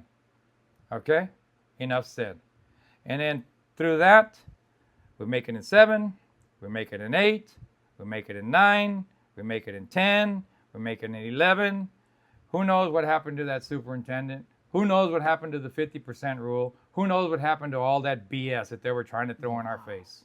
All we know is we coached those kids, we coached those teams. Those coaches did a great job. The kids outworked everybody, and we were very successful. You know, that's what happened. That's a great story. That's all. That I wouldn't even know how to answer that. But Coach, when she, along the way, did she like at the end of the season like, hey, you made the playoffs, or congratulate you like that? Yeah, I mean, like I said, you know, through it all, she ended up being one of the best principals I ever worked for.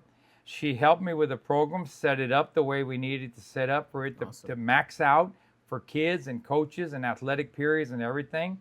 I mean, she really, really, you know, fell into place to help us do for all of Pace athletics. So it started out shaky, but you know, we held our ground. We held our ground. She's feeling pressure from upstairs. Yeah. Wow. Yeah. Those are fun stories. No, I know. And more fun to live them. Wow. You know? Let me another one, if I can. Go ahead. Danny and Rodney, those two gentlemen, when they're in the meeting, I would have been like, wow. Oh. Yeah. And these guys are the greatest guys in the world. I mean, these guys, I mean, they're just so, I mean, they're intense coaches, but man, they are just so kind-hearted, open-hearted, big-hearted people, man. They have no need to see and feel and hear what goes on behind closed doors. But you want to hear it, this is the way we talk, and this is the way it is. And this is what I'm putting on the line for all of us here. All three of us here are going to follow this rule that I'm putting down right here. We don't make it, we walk. Because I don't want to be sitting in a meeting on a Saturday morning for 10, 11 Saturdays during football season, because that's not the way I operate, man. That's not the way I operate. And what I go back to a little bit about what you said you on your personal contract. Sure. You talked to you told your coach, you were transparent with your coach. Oh, they knew. They knew. I mean, this is a contract I put in 1985 when I became the head baseball coach. At that time, I put it in. And in baseball, it never happened where I didn't make it at least once every 3 years. And at time, we made it every year. You know, I mean, we were lucky. But in baseball, it didn't happen. You know, did I get to the third year at times? Well, I think once or twice I might have gotten to the third year, but we ended up making it, you know. And did we have back-to-back? Sure, we had those. Sure, we did. You know, and I might have added, you know, but those were things that's just the way we did it. That's just the way we didn't say, you know, go 3 or 4 or 5 or 6 years and not win and say, I wonder when they're coming after me. Then you got to look in the mirror and say, hey, nobody has to come after you, man. You just got to talk to yourself and say, hey, I ain't doing it, man. That's just the way it is, man. You know? So, you were going to share another story right now. I was going to share, okay, that's the 8th season. Then the 9th season, you know, we had another very good year. And it was probably one of the, I mean, I had so many top games. I mean, in baseball, football, assistant, head, there's so many games. But I don't know if we're going to see another one like this, you know, in a long time from Brownsville. I hope we do. Where Sam Stadium is sold out, with 2 Brownsville teams playing for the district championship. You see? Yeah, I mean, it was sold out. Vets had, you know, they had their run. Yes. Great. But it wasn't Brownsville. It was Brownsville somebody else. I'm talking about 2 Brownsville teams on the field, sold out Sam Stadium, 10,000 plus, whatever it is, you know, for a district championship. That happened in 2009, you know, between myself and Tom was at Hannah at that time. Okay. Yeah, he ended up winning the game, great game. He ended up fine, more power to him. Congratulations, you know. But we both went to the playoffs, and that was, you know, that in itself for Brownsville, is awesome, you know. But to fill Sam Stadium with 2 Brownsville teams playing for the district championship, I mean, I hope it happens again one day. You know, it'd be neat. But, I mean, Yes, it's been filled with a Brownsville team versus X from somewhere else. Yes, that has happened. That has happened. But for just wow. But for two Brownsville teams in a regular season game to fill it for a district championship, that was big. That was big. That's the 2009 you said, right? Well, we're in 9 right now at Pace. Yeah. And after when you made it in 2007, it was a 5-year run. 5-year run of being in the playoffs. Yeah, 5-year run. Yeah, because then we go to 10. In 10 we do it again, and we have great kids. I mean, the program's just going now. It's going. Kids are coming. Kids are doing. Coaches are doing. Boom, boom, boom. It's just rolling, man. It's rolling right now. We do it in 10. We do it in 11. And 11 we do it. And we go to Far North in the playoffs, and we're playing Coach Bush. Bruce Bush. Yeah, Bruce Bush. Wow. His last game in his impeccable career. Slot T? They run slot T, I think? They ran the slot T. Okay. Yeah, they ran it. And they ran it to a T. I mean, he's the one. I mean, he's one of the founders of that. And then Tony Varial also runs that. So it happens where in the 11 we have to play Westlaco before in the last game. Westlaco ran that. So we get this. I mean, it's hard to coach that in practice, that kind of offense. But when you get to play it, and a week later you're in the playoffs playing that team, another team that runs it, that to us served as they could scout us and see how we were doing things, but it didn't matter. We got reps against that, okay.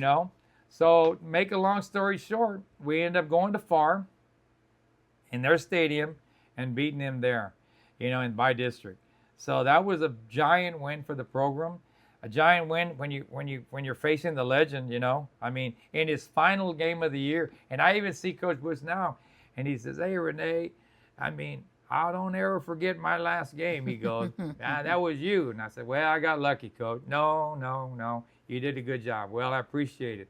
I mean, I'm really humbled when you're able to talk to giants like that, and I consider him, a giant, and it's really good. It's really good. And now his son is the head coach, of the Vaqueros. Yeah. Vaqueros, Travis Bush, man. But anyway, so that is somewhat a summary of 1998 to 2011 and the years at Pace, and some stories shared there. I mean, there's many more, and some we'll probably take to our graves with us, okay? But I'm telling you, I mean, these are stories that I felt needed to be shared, because I don't know, I know coaches have stories like these probably with other topics or other things, but this is one that people that lived in that time, that heard that 50% rule, that did all that, they're probably going to chuckle when they hear this thing, They're going to chuckle when they hear this. Coach, so in that time, yeah, you're at Pace, right? And you end up moving to Hannah, but right. How did that come about? It came about because Pace was dying during that time. When I say dying, they were dying kids not coming to Pace, because at that time, Vets was being opened up over there. And Vets was going to be the school from Brownsville, Texas, And the school that it affected the most was Pace, And going back a little bit before I share that story about Vets and Vets killing, and really killing athletics at Pace. But as you see it, they're really, I'm not going to use the word killing, but they're really hurting athletics in Brownsville, because the majority of all the kids go there. They go there however they want to get there, however they do things. So they obviously they have the all-star team of Brownsville go there, and everybody else coaches whatever they have and tries to coach them up. That's my analogy on what's happening now. But anyway, but I saw it happening when I was at Pace, starting to happen. So they make Vets, and then they're going to call Vets, like, you see a lot of people back then going to these charters, going everywhere. Well, they wanted Vets to keep the kids that go everywhere. They wanted them Vets to to house those kids. So they wanted vets to be special to make everybody stay in Brownsville so that the kids wouldn't jump the fence and leave anywhere, so that the checks would stay coming to BISD, and BISD would still have those checks granted to the kids to stay in the district so they wouldn't leave. So by doing that, they make vets, you know, and everybody starts going over there, and it's sort of diluting all the schools, but it immensely started with pace. Like going back to the 2011 season, great season, but this is what it turned out to in athletics. I had 53 kids on the roster in 2011, football players. 53. Just imagine this and trying to build a program. 51 of those 53 kids were seniors. That means I had 2 kids returning from that team. And they wanted me to stay at pace and keep going there when all these people over there are getting whatever they wanted. You see, they finally wanted me to be on a sideline where the other team was going to kick my ass, literally, and they wanted to see that. But you know what? I wasn't going to let that happen. So at that time, Hannah became open. I asked a few questions to see if I could get to Hannah if possible, because we had built up pace to where it building up to be a respectable, very respectable football athletic school throughout the valley, and I wasn't going to stay here and see it rot. I couldn't. And that's what happened. And if I piss off anybody hearing this story that says that's not what happened, that's my version on what happened, and I'm sticking to it because that's what it is. So anyway, I get the opportunity to go to Hannah. Rodney and Danny go with me. We stay there. Long story made short, I follow my rules. I know I'm in it at 34. We didn't do it in 3. We were knocking at the door. Just about, in the first year we were down. The last 3 we were knocking at the door. We win the last one. We're in the playoffs. You know, we didn't do it. So I reverted back to my contract, my own personal contract, of saying if it didn't happen, we walked. But at that time, I had completed my journey of what I thought, 35 years of coaching, that I loved every minute of it. I loved every kid. I loved every coach. Everything was great, you know. But it was 35 years. I met my contract. We didn't do it. I retired, you know. And that's a story that I stand by. And could I live there? You know what? The same thing happened when I left in 98 to become the head football coach at Pace. I left one of the best, all right, baseball teams at Harlingen when I left. And then Gilbert, obviously, he was my assistant, so he took over. Okay, when I left Hannah, we had a sophomore team there, a sophomore group that they were on fire. They were a great group. I could have stayed there, you know, but I couldn't stay there following my own personal rules. Yeah. So I got out. 2 years later, they're playing in the Alamo Dome, you know, 3rd round. Coach Guest did a great job. That staff did a great job with those kids. But those were my freshman kids during the time we were there. And we brought a lot of them over as freshmen into sophomores into the off season. And then they were with us through the off season. And then it kept going, you know. And my hat goes off to that staff, to what Coach Guest did that year, to what the staff did, because a lot of those guys that were on Coach Guest's staff were also on my staff at that time. So my hat goes off to them. You can't take that great season away from them. They did a great job. But what I'm saying is, those were nurtured their freshman and sophomore years through ours. You know, just the way that baseball team was. You know, it's. I think BISD is a great place to work for. I think you've had some successful years, and that was awesome, Coach. And when retirement kicks in, I haven't asked too much about retirement with other coaches. So we're just getting to no. But we're coach. Yeah.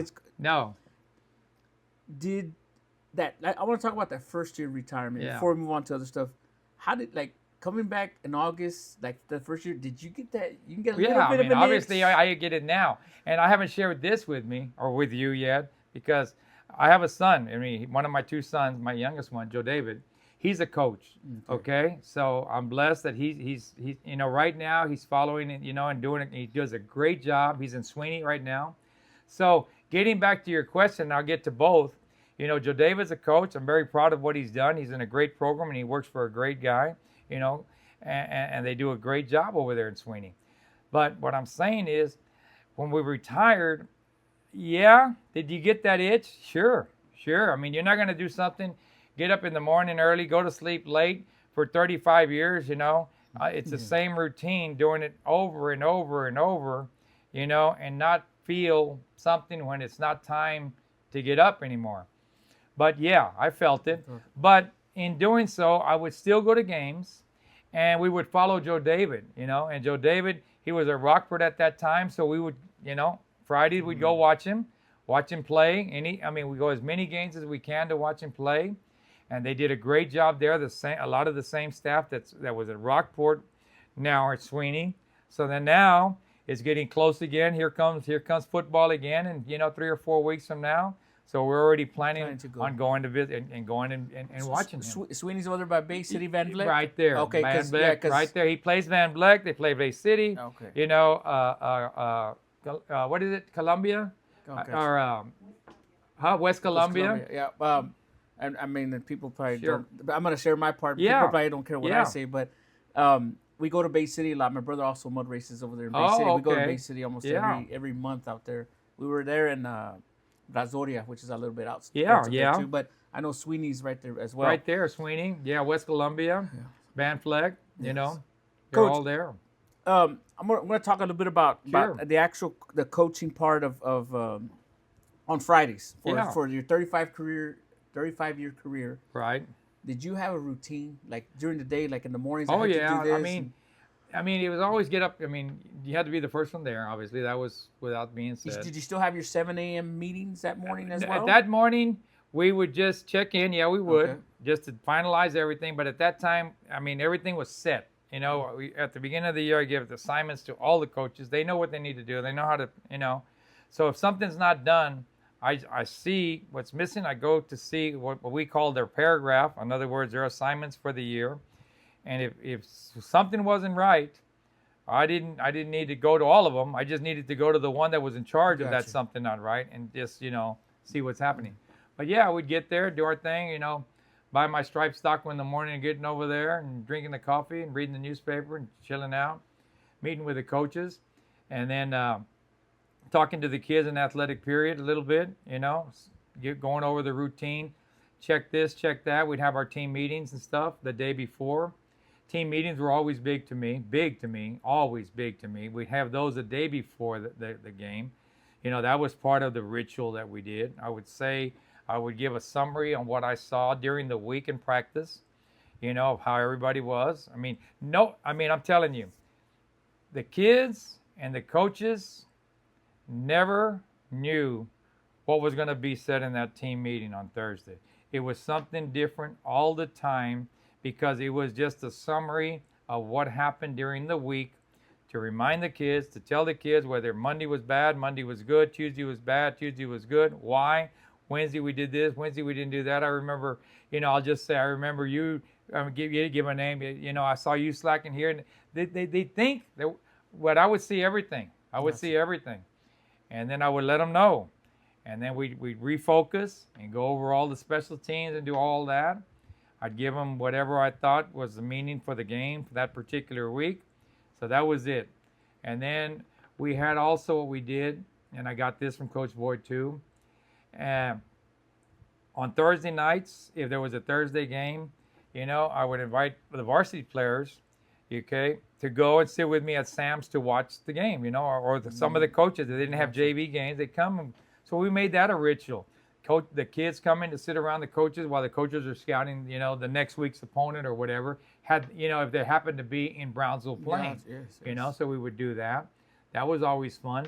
And we had another thing that we did, and I don't know if anybody does this anymore, But we would, on Thursday nights before the varsity games, each position coach would have their list of their kids that they coached, and it was mandatory that they call those kids and make sure those kids were home at 10:30, no later than 10:45 the day before the game. You know, I mean, and at the beginning I was stern, and as I went through, things changed, everything changed. I let each position coach, know the idea as far as their kids and where they are the night before the game.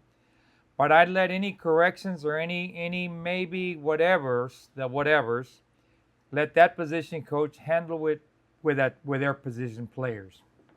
Before, when I was hands-on early, I mean, I would do practice schedules, I would do scripts, I would do everything, and just pass it out to all the coaches. I did that in baseball, I did that in football, and through the years, I delegated more to Rodney and Danny through the years, and finally, I really let go late in the career and let Rodney do the script, do the practice schedules, do everything. I would approve them, give them out to the coaches, and then that freed me up to do other things that I needed to do as a coordinator. Yeah, because coordinators are a big spot. But the routines, those are the routines, and then we see the kids quickly. They come to the athletic period. All right. We talk real quick, and then they go get their equipment ready. If it was a game where we're leaving, they get the travel bags ready. If it was a game at Sands, well, they get their things ready in their lockers and everything. And another thing was after school of game day, whether it's away or here, they could go nowhere. They had to come to the field house. Straight to the field house. We'd have sandwiches there. We'd have Gatorades there. We'd have bananas there. We'd have things there.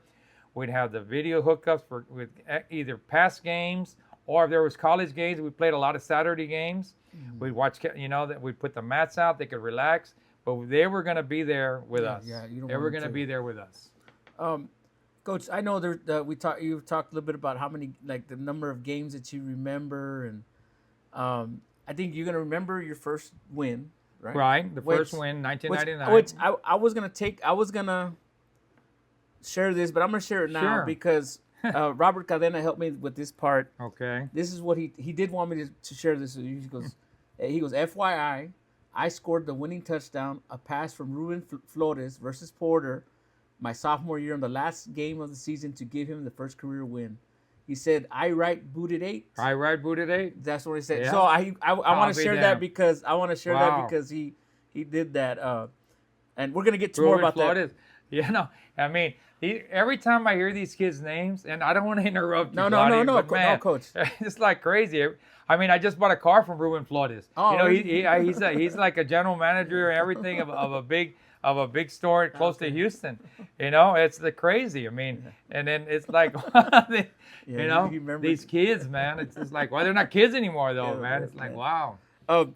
Coach, in practice, what do you feel, or what do you think? If I would ask some of these former players, saying, what did Coach say in practice? I mean, I'd always tell these kids, look, stay focused and don't waste reps. Don't waste reps. Don't waste reps. I mean, I would tell the coaches, don't waste reps. I would tell them, coach. Prepare yourselves for your drills. I don't want to see anybody preparing drills during the time of practice because the time is gone. And all this set to the second schedules that we would follow. I mean, we'd have the scoreboard on and the seconds would be down. I mean, precise. I mean, right to the T. And all of this became, when they put these new rules in where you could only practice 2 hours a day and everything, a long time ago, just changing the subject a little bit, you had to evolve into this type of thing. So this is what I learned again under Coach Boyd in Harlingen: the structure, the organization, the pinpoint accuracy of time on the field. You didn't want to waste any time on the field that you didn't need to.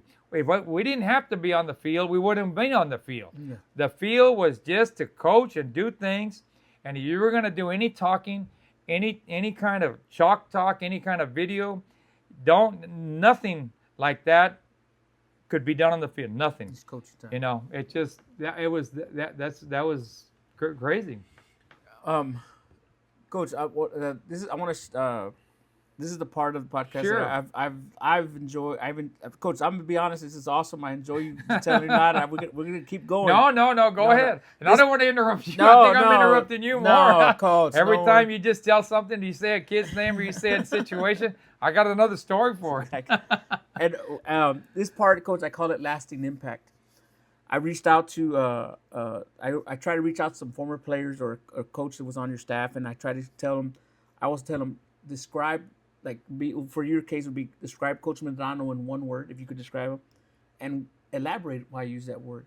I want to thank Robert Cadena because I coached along Robert Cadena. He coached at Los Cuates and I coached at Liberty, and he would always talk about Coach Medrano. So as soon as I got to reach out to you and we set a date, the first guy I reached out to was Robert Cadena, and he gave me so much information.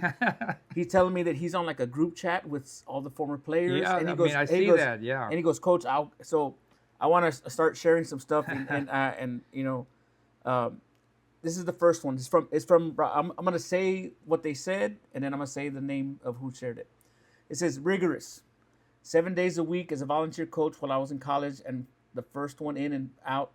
If you played or coached with him, you know it was rigorous. You were going to work from hell month to competition events in the off season, to 7-on-7 in the summers, to two a days at the beginning of the season.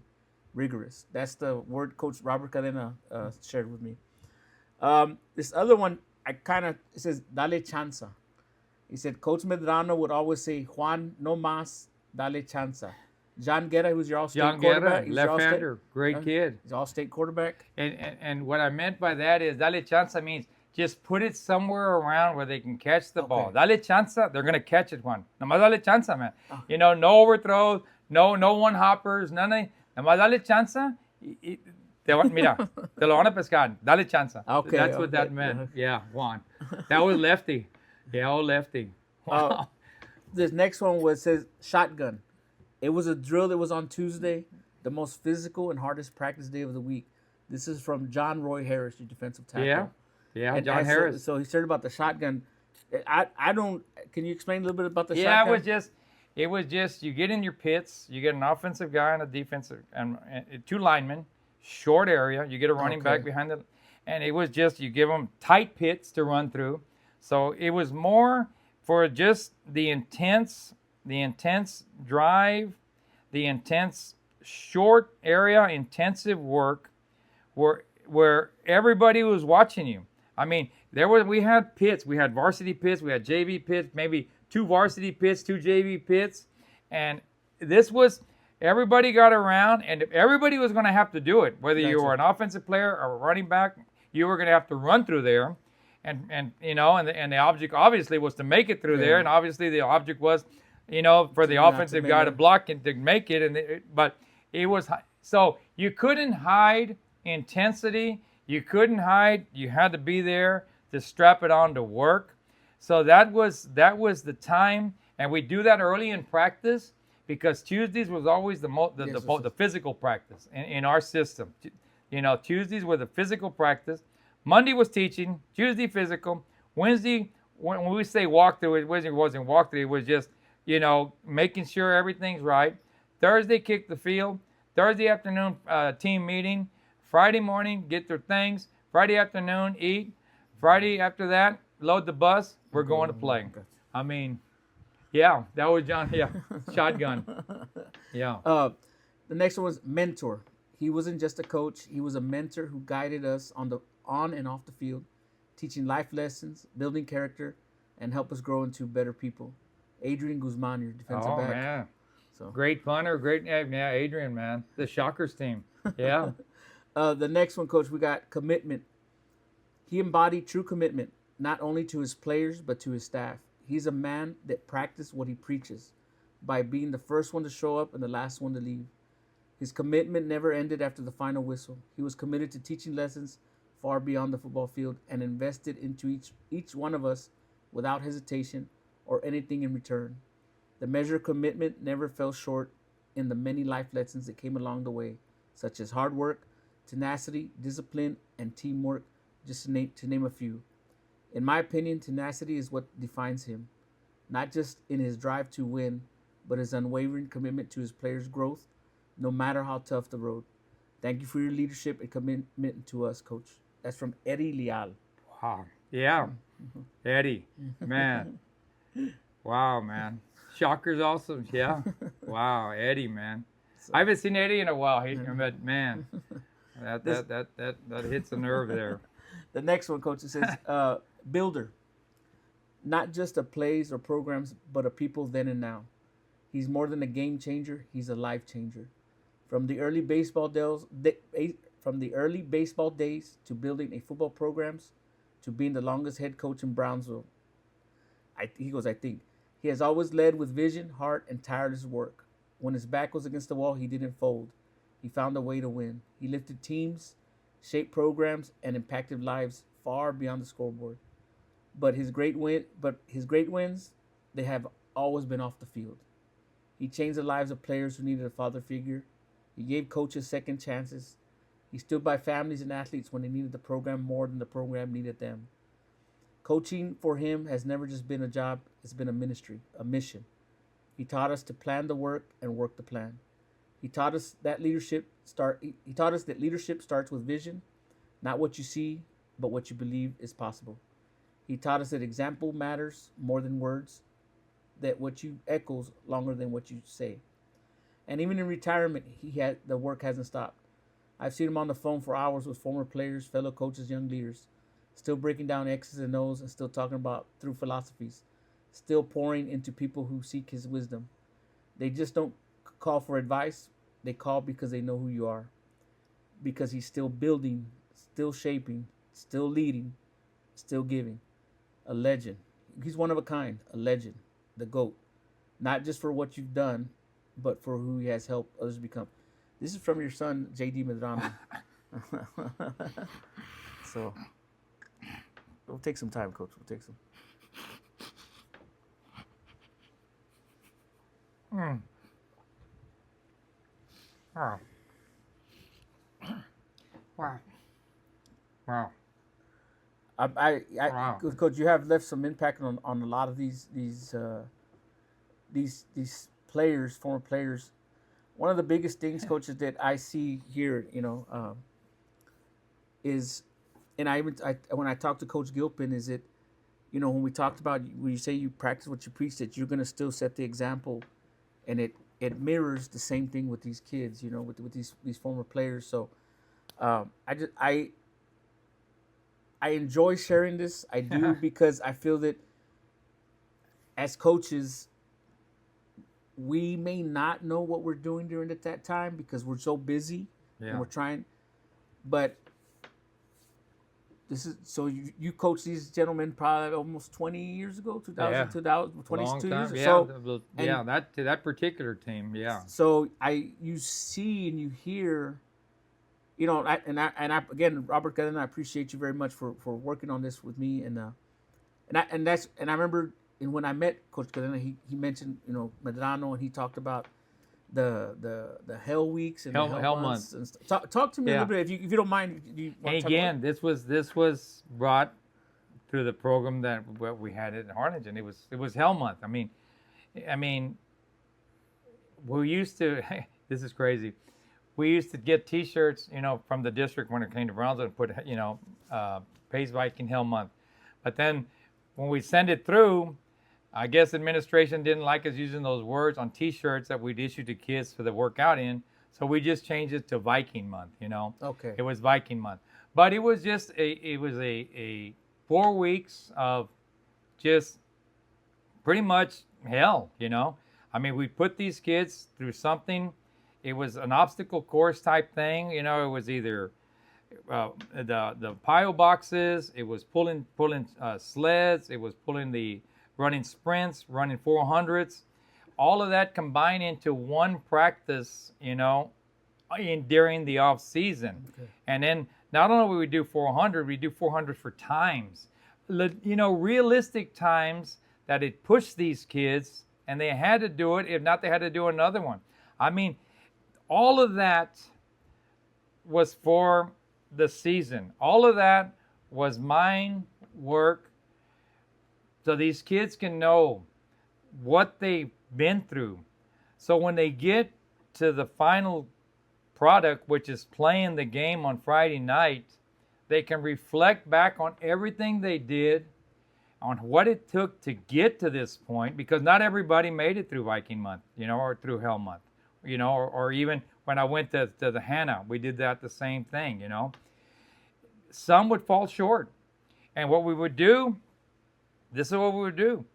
We'd put it out there. We'd put attendance out there. Attendance was big to me. If you didn't show up, we couldn't coach you. Gotcha. You see? We couldn't coach you. So you needed to be here every single day.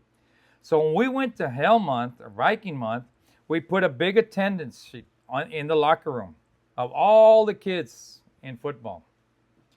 And I said, if you do this, you come here every day, you do what we ask, you do the workout, you put in the time, you put in the effort, then at the very end, at the very, very end, whenever the coaches decide it's the last day, because the last day had to be perfect day, meaning every coach was in charge of a station.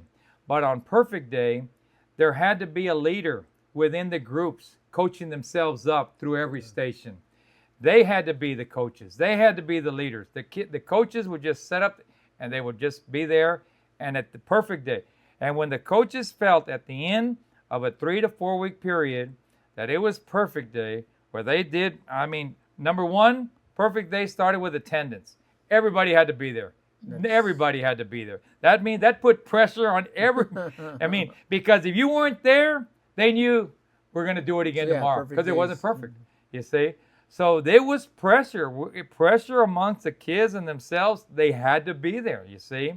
And this was a way to make them not only be in our class and be in off season, but make them even come to school in general. See, all of this was around everything to make the finished product, man. So it was just stations. It was different things that we did. And one day they were outside. One day there was a group in the weights, and then we alternate. And then on Wednesdays was what they talked about, competition day. We'd have competition to break up the hard work during the week. We'd have competition. We'd pick teams. We'd keep score.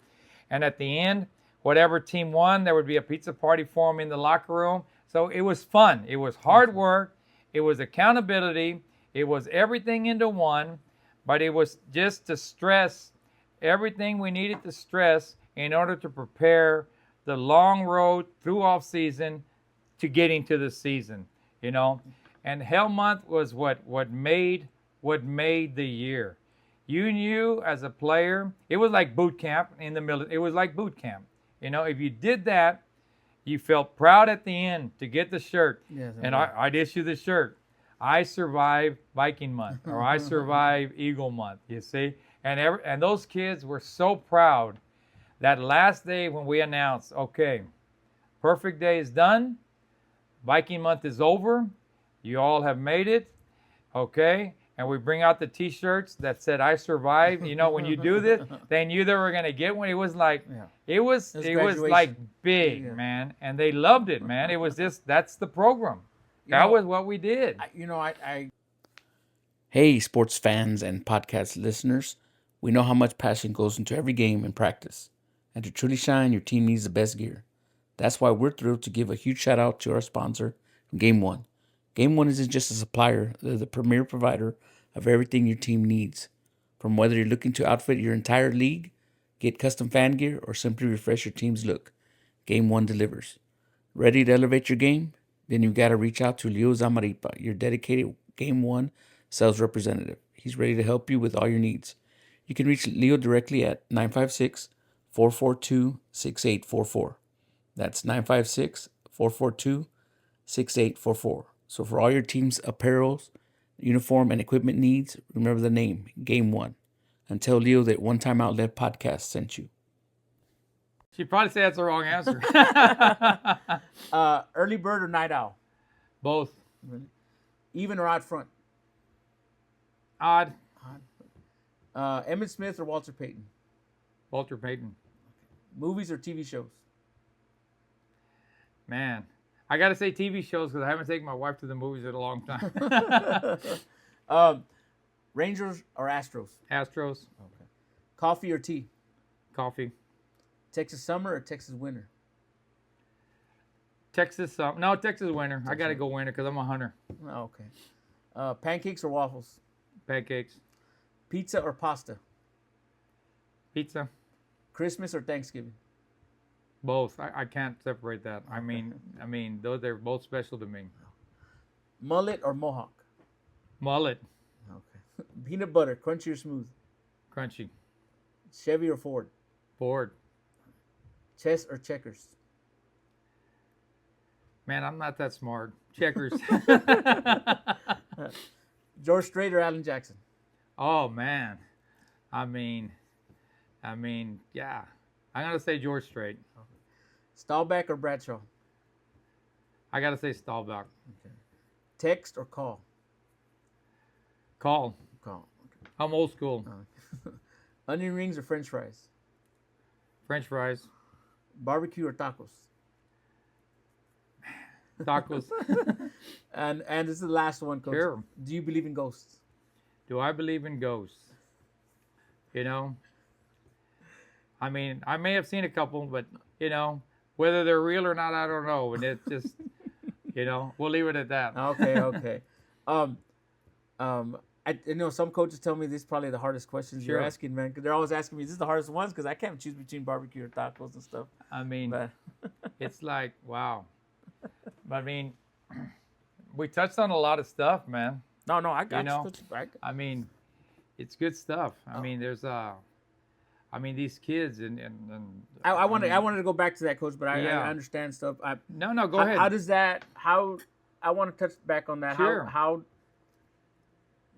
you've made a significant impact. I mean, 35-year career. I know you've made it, but how does it know you feel you've influenced people? These kids Well, in you a know, positive way. I mean, the only way you know is when they come back. You know, I mean, and I feel that I have enough confidence in what we did for these kids, for all the kids we coached, whether we had winning seasons or not. We were always the same coach. I mean, we were always doing the same things with our beliefs about what we believed in, and hard work and dedication and all that stuff that goes with it. And like I said, you know, like I said at the beginning, we weren't going to get outworked. We weren't going to get outworked. And that was the concept where we laid the base of everything. That's just the way it was. So knowing that, it's like, you know that you're going to do everything possible to be successful, you know. And again, it's more about, it's not everything about winning and losing ball games. It's about what these kids have said, you know. I mean, reaching outside the lines to make sure that they have that, you know. I had a saying, and I don't have it here, but I had in my office, do more than the other guy. This, you know, it doesn't mean you're going to win or lose. It just means that when you do play them, you know that you've done everything possible or more to be successful at that particular time. That doesn't guarantee wins and losses, but always do more than the other guy. You know, I had that in my office through all the years that I coached, and that was my biggest thing, doing more than the other guy. Coach, along with being the head coach Sure. for so many years, what did you look for in assistants? Like, what do you look for in assistant head coaches? I mean, I was blessed, and I'm going to say this, I was real blessed, and I'll say it, I've always said it, you know, that I've had a lot of truly great assistants. I've always tried to get kids, well, they're not kids anymore, they're men, you know, that have played for me, that have lived the life that we lived in the locker room, in the field, in the off season as players, and they go to become coaches, and then we hire them, you know. And before I go on to that, I mean, I've had like Robert Ortiz, he's the defensive coordinator at Pace right now. He played with us. He went through off season. Roy Rodriguez played for me. He's a coach there. Rodney Morales played for me. He's a coach there. Danny Pardo, he's the head coach there. He played for me. You know, Roy Rodriguez, he was, you know, I mean, I have a lot of these players that are now coaches that are in that system, in our system, you know. But getting back to what you're saying, you know, they have to have adamantly. They have to have passion. They have to have passion to do the right things for kids. They have to have passion to be successful. They have to have passion to be a good person. You know, you have to be a good person, a good, passionate person before you can be a good coach. Simple as that. I mean, you can know all the X's in the world, X's and O's, and do this, and know how to outman this, and know how to defend this, and do. I've seen a lot of those coaches, a lot of them. They're great. They're great X's and O guys, but they don't know how to deal with kids when they come to their office and say, "Coach, can I talk to you because my mom's sick," or "My dad, I just lost my dad," or "I don't have this. You think maybe you can? I don't have any money for today. You think maybe, you know, you have to have compassion, man. You have to be strong. You have to be focused. You have to be well knowledged, but you have to have compassion for what you do, man. That's what I look for, man. I look for coaches with compassion. And getting back to I mean, to me, all the coaches, all the players that I've coached that are coaches, all the players that I've coached that have gone on to do great things, to do things, the ones I've just heard here today that I haven't seen in years and years and years, it means a lot that they're still doing things and following things and all that. It means a lot to me. But I think I was blessed when Rodney and Danny, landed with me for all these years. I was and I had so many others. I wish I can remember all in that, But these guys were special, man. These guys were special. Just like I had a lot of them. But these two, I mean, that time in that office when I shared that story about if I'm going, they're going with me. They could have said then, Coach, I need a job. I'm going to stay here. I'm going to do this. If they want you, you know what? They didn't nothing. They didn't even know what I was going to say in that meeting when I said it. They didn't, they were going to do whatever was best for all of us at that time. And they had the drive, the passion, the confidence, the loyalty to say, Coach, we're with you, man. We're with you. Because not many people after the first game of the year and you lose are going to say, we don't make the playoffs at the end of this year, we're all going to be gone. And you don't have to do anything. I'm telling you, call that guy at the top and tell him what I said, okay? So don't bother me on Saturday mornings anymore. But those two guys, you know what? They said, we'll do it. We'll do it. That's not for anybody right there. And then his name is Noe Gonzalez. He's the one that I started with him at Faulk, and we were together at Porter for a while. Then he went his way to Rivera. And then when I went to Pace, things didn't go too well for him at Rivera, so I brought him over to Pace, so he ended up his career with me there. And another guy, Coach Pat Inskeep, also, he left jobs in Dallas area, to come to Brownsville to work for me when we were first starting this at Pace, So these are guys that we've worked for with each other at other schools, and he worked with me also when I was in Harlingen, Pat did. So that believed in what we were doing, believed passionately in what we were doing in the program and everything. So they were also, bookshelves along the way, in the program that I needed to give props to. When you're being a head coach, you're also the athletic coordinator. So that means you're Right. going to have other coaches like coming to you if there's issues and stuff like that. Right. Did you have any significant challenges along the way that you had to because I always tell coaches it's a hard balance, because let's say you're in the middle of the season, you're having a big game on Friday, and Thursday they're calling you, hey, in volleyball something happened, or cross country. That happens. So, you just need to put in, you need to stay focused. Obviously, it's on what your bread and butter is, because that's what they hired you for. But athletic coordinator, it was big to me, because I always wanted my coaches of other sports to feel confident with me, to feel comfortable coming to speak to me, on things that if I could help them, if I could, without giving them everything they wanted, because you can't give everybody everything they want. You just, then it was a give and take. A lot of times, to me, in those situations, being an athletic coordinator / head football, but when the coordinator part came in, it was, I always had difficulty, letting go of a coach. I was always, now sometimes they gave you no choice. There was no choice because things just didn't work out for whatever reason, or X reason. But sometimes it just wasn't happening, and then it didn't, the program. Again, I go to mine, but I wasn't following mine with theirs. Obviously, nobody follows that kind of, insane contract. The one I put on myself. But that was, they would come into play, and then I'd say, what about this or what about this? Maybe we could try this.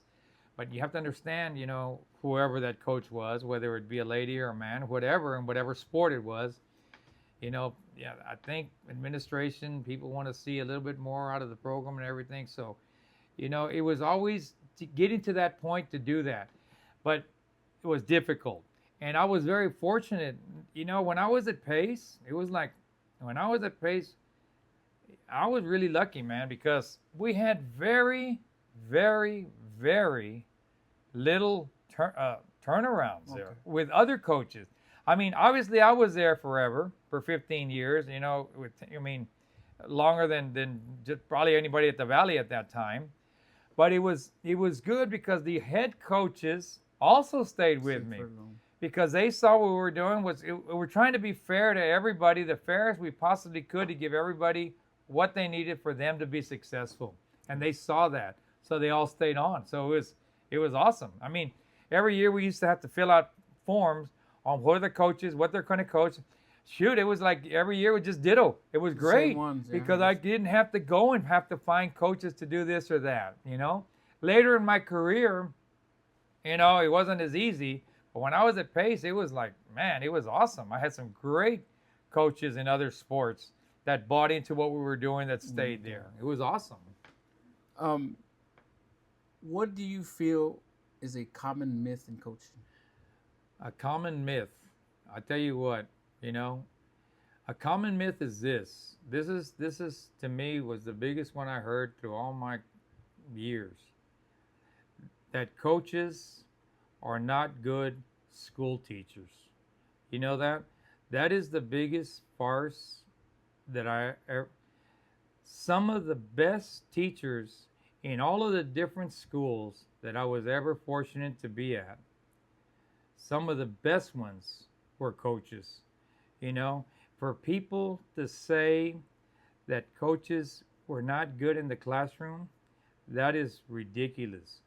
I'm telling you, some of the best teachers at these particular schools where I was were coaches. And I even had one of my ex-students, he's a coach at Pace right now.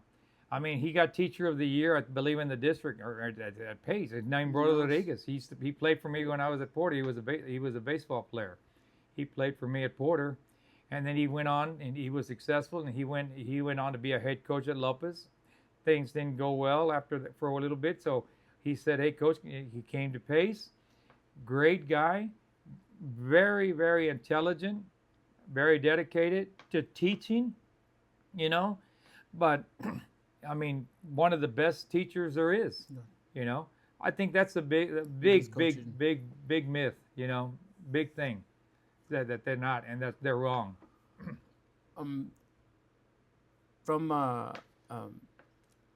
If you were to write a book on coaching, or write a book just in itself, what's one story you would have to put in it, either from the coaching realm or just one story as a whole?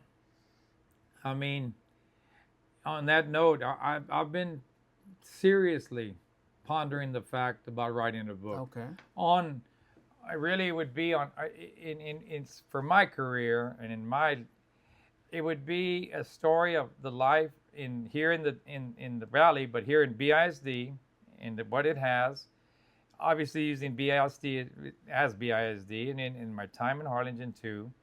But I think the stories that I would tell in the book would be stories that you could label a lot of ISDs to. You know, I think the stories here, some would be extremely unique, some would be extremely unique, and maybe nowhere else in the world other than BISD can this happen. Okay, like the one story I shared with you earlier. Okay, on the 50% rule. Yeah. But I think, you know, just to give my love for the game, my love for coaching, my love for the kids, my love for everything we did in coaching, to put it in writing, you know, to put it in writing, to share, to be told, and the stories. But I remember in this one particular game, getting back to maybe this story that I'd probably put this in the book. I know I would. We were playing Rivera. We were both bad. It was that season that we were 3-7 and made the playoffs, and they were one of the teams that we needed to beat in order to get there. So we get down, and it's the end of the game, and I think we're down by 1, and there's like 3 seconds left in the clock, and we lose our quarterback, and we have the ball still, and then or we lose our kicker or our quarterback. So anyway, I call a timeout. I say, okay, we're going to run this play. And then this coach, the great coach, Marcelo Variati, comes to me and says, Coach, we lost our quarterback. We lost our quarterback? What do you mean? Yeah, he can't go. I go, golly, man, but he needs to go because we're going to kick a field goal. Yeah. He goes, this is what we're going to do. Javi Peña, he was a little receiver, little kid, but he was smart. He was like a coach. He knew everything about our offense, knew everything about everything, knew everything about trick plays that we had, and knew everything about it. I said, Javi, come here. You're gonna do this right here. This is no time left in the game. On a timeout, I said, Javi, come here. You're gonna do this. Diego, you're gonna do this. And Tony, you're gonna do this. This is what we're gonna do. We're gonna fake it. We're gonna fake the field goal right now. This is how we're gonna do it. Okay? And then we had already practiced this play, but not with these 3 guys because everybody was hurt. I said, Javi, you're going to do this. Juan's going to get up. He's going to pitch to you. Javi, you're going to do this. You're going to get it. You're going to hold it. You're going to pitch to Juan. Juan, you're going to throw to Tony in the corner of the end zone. We're going to win this game. Do you understand? Coach, I got it. Hey, Javi, all confident. I mean, we were really good that year, but he had all the confidence. Coach, we got it. Okay? That's what we're going to do because we lost everybody. We didn't have nobody. I mean, that was it. It was the end of the game. We had to win. We're already down in numbers, and then we're hurt, and it's 3 seconds left in the game. So sure enough, we sent them out. Field goal unit, let's go. Kick a field goal, we win. All right? We kick a field goal. They thought we were going to kick a field goal, okay, just to tie it, to go because we were down by 1. Nope. We didn't have a quarter. We didn't have anything. So I said, we're going to go for 2. So we go for 2. Bam, bam, bam. Sure enough, to a T. Perfect. That's the 2-point play. We win it. And that's a big story. But it gets bigger, this story, okay? Because we're playing, I think it was Tom Chavez at Rivera there in that year. And then in another year, Tom goes to Hannah, okay? And then he goes to Hannah, it is same staff, same situation. We run the same play and win the game again. It's incredible. It's incredible. So nobody remembered the play. I mean, how can you not? And if you know me, I used to love to run trick plays. We not every game we'd run them, but we actually practiced them in practice if a need came to do it. You had some in your pocket. These were the 2-point plays. And that was known as the shot put. Yeah, it was called the shot put? Because he wasn't the quarterback; he was hurt. So this guy he just threw it out there. However, and then Tony Avia caught it. And in fact, I think that play got play of the week in Texas. Yeah. That was incredible, man. Coach, talk to me about and maybe you can share this because I know people were going to find out later. I had Coach Montemayor on podcast. And I asked him this question because I thought I haven't asked this question. This question I wanna get more. See, where were you when you first heard about 9/11? I was going to a meeting at Sam Stadium, and we were gonna have a meeting, Monday meeting. But we're gonna go and With the AD. Yeah, with the AD. We were there, and I remember getting there early, like always. Getting there, going in, and then Joe Rodriguez comes out, and he says, as I'm going in, he's coming out, and he says, they just bombed, the Twin Towers. There's a bomb. We don't know what's happening. And his daughter, I believe, used to work up there. And I don't know if she was in the Twin Towers or what, but I think that's where she worked, I believe. Her name was Debbie. And I remember going in, and he got in his car. There was no meeting, no nothing. It was just, nobody knew what was happening. But I remember that particular time at Sam Stadium that morning, and all hell breaking loose, Yeah. Yeah, because Yeah. I'm 2001, I believe. 2000, 9/11. Yeah. I'm gonna ask this question because Sure. if you didn't become a coach, what would have been your career? I think I would have loved to be a lawyer, but I would have defended people that, that couldn't defend themselves. I always said that I hate when people take advantage of other people. I can't stand that. I can't stand that. I don't know how much money I would have made because I probably wouldn't have charged these people anything. No. But knowing that I had a chance and I went to school to defend people that couldn't defend themselves, that's what I would be. That's would have probably been my calling in my other life. That. Coach, I as we wrap up, Sure. and if there's still stories, we'll talk more about Sure. stories. What would you like to share with any viewers right now? What would you like to share with anybody? If I could just share as far as my thing, coaching to me is the greatest profession in the world. It's unlike anything else. Unless you've done it, unless you don't know what it entails, and I don't mean that on a negative way. You don't see the joys in coaching from the angle you see it as a coach, as a normal person. You just see kids that were kids. I still call them kids, and they're 50 years old, and they come up to me, and we'll be at stores, we'll be at wherever we're at. When you coach for 35 years and you coach in programs with a lot of kids, that means you've been around thousands of people, thousands of kids that now have their own families. And they come up to you, and they hug you, they shake your hand, they say thank you. It's the greatest feeling in the world. I think there's no job like a coach, but I don't. I've always said, I had my particular criteria on a lot of things, as I've shared today, on my particular way that I put pressure on myself to somewhat be successful, or get lucky to do what we were to do. So we did that, but it's like that's what it is. It's a great thing.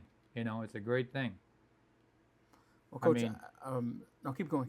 It's like you see all these kids, like I said, some, when I've coached them, some at Porter, that was 30, 40 years ago. And at that time, they were 18, 145 pounds. And now I see them, and they're 53 and maybe 245 pounds. And they say, "Hey, Coach, you remember me?" Well, yeah, I remembered you when you're 100 pounds less. How do you remember me? I'm 100 pounds more too. No, Coach, you look the same and everything. I say, look, man. And then, and then that, like again, man, going back to like the Porter day. I had groups of brothers that I coached through those. I had the Granados, I had the Pettises. The other day, I had like 3 or 4 Pettis brothers. I had like 3 or 4 Granados that went through Porter. I saw the mom the other day. She comes up and says, coach, man, my sons and you and that. I said, man, it's like it is the most humbling job in the world. I mean, but it's not for everybody. And it's like I said, getting back to what I was saying, to me, it's like this. I mean, these are my rules or my ideas or my crazy thoughts. You're not a coach unless you can be in the business for more than 10 years. Because I've seen a lot of people label themselves as coaches. They get in the business for a year or two. They can't handle it. So they turn to administration or something else, that's a lot easier than coaching. And if this pisses off administration, I don't care, But they always carry that badge that I was a coach, No. 10 years plus in the grind, in the arena, you know what? You can have a patch. Gotcha. Not 10 years, ain't no patches. We don't just give them out here. You got to earn them, man. You got to earn them. Those are another one of my contract rules right there. And those contracts. I know you. I just probably coaches do have those personal contracts. They talk to them, but I really appreciate you sharing that with us. Because it's your hardest, like you all say, you're your hardest critic. You say I have this for a reason. Because I didn't need anybody else coming to me and saying whatever they were going to say. I had already said it to myself. I already knew what we had to do. That's because, again, these stories just keep popping up. Again, because when I first started out, that was a long time ago, I would see some of these coaches and good people, nice, but they just weren't successful on the field, And I thought to myself, I mean, how can they stay in a job? And maybe because I was lucky enough early in my career, when I was an assistant at Porter in baseball with Arnie, that we made the playoffs, and I saw what making the playoffs, with winning district, with going, with the upbeat, the chemistry that it brings to the school, that it brings to the kids, that it brings to the community, and then we did it again, and then it just kept happening. It says that has to be part of the criteria of why you enter this business too. Yeah. Not just for that, no, not even close for that, but you have to have yourself. You have to hold yourself accountable for those things too. Mm. And so that's when that kicked in, So I carried that through my whole career. And I feel that as coaches, I think some new coaches are probably going to take that into consideration. Well, I mean, and it's different now. I'm not saying everybody just, it's hard. It's extremely hard to follow that yourself as a coach. But when I became, like I said, the head baseball coach in 1985, that was one of the first things I did to myself, was put that in for me. And that's why 86 baseball season, first didn't do it. 87, we made sudden death, but we weren't in the state playoffs. So here I am putting this contract on me, my first head coaching job at Porter, but in 1988, we win the district championships, Good stuff, Coach. Coach, I appreciate you again allowing me to come into your house, you and your wife. I really do. Like when I first started making this podcast, there's some people tell me names. They're like, "Oh, are you gonna have this person? Or are you gonna have this person?" And Coach Rene Medrano was always one of the ones that people say, "Are you gonna have Coach Medrano on it?" And I want to appreciate you again, Coach. Thank you very much for being on the podcast. And just want to thank you very much, Coach. Well, I appreciate it, and I appreciate what you do, and I think it's great what you're doing, what you're reaching out to these coaches, whether they're present coaches or whether they're retired coaches, so that they can share their thoughts and their ideas and their lives and their stories. And I think it's something positive. Thank you. And right now in this world, we need positive things. We really do. All right. Thank you, Coach. Thank you. It's been a privilege sharing these interviews with you all on the One Time Out Left podcast. I am grateful for every listener who tunes in. If you've enjoyed my interviews, you can catch us on YouTube, Apple Podcasts, and Spotify. For even more content and to stay connected, be sure to follow One Time Out Podcast on X, Instagram, and TikTok. Thanks for being a part of the One Time Out Left podcast community.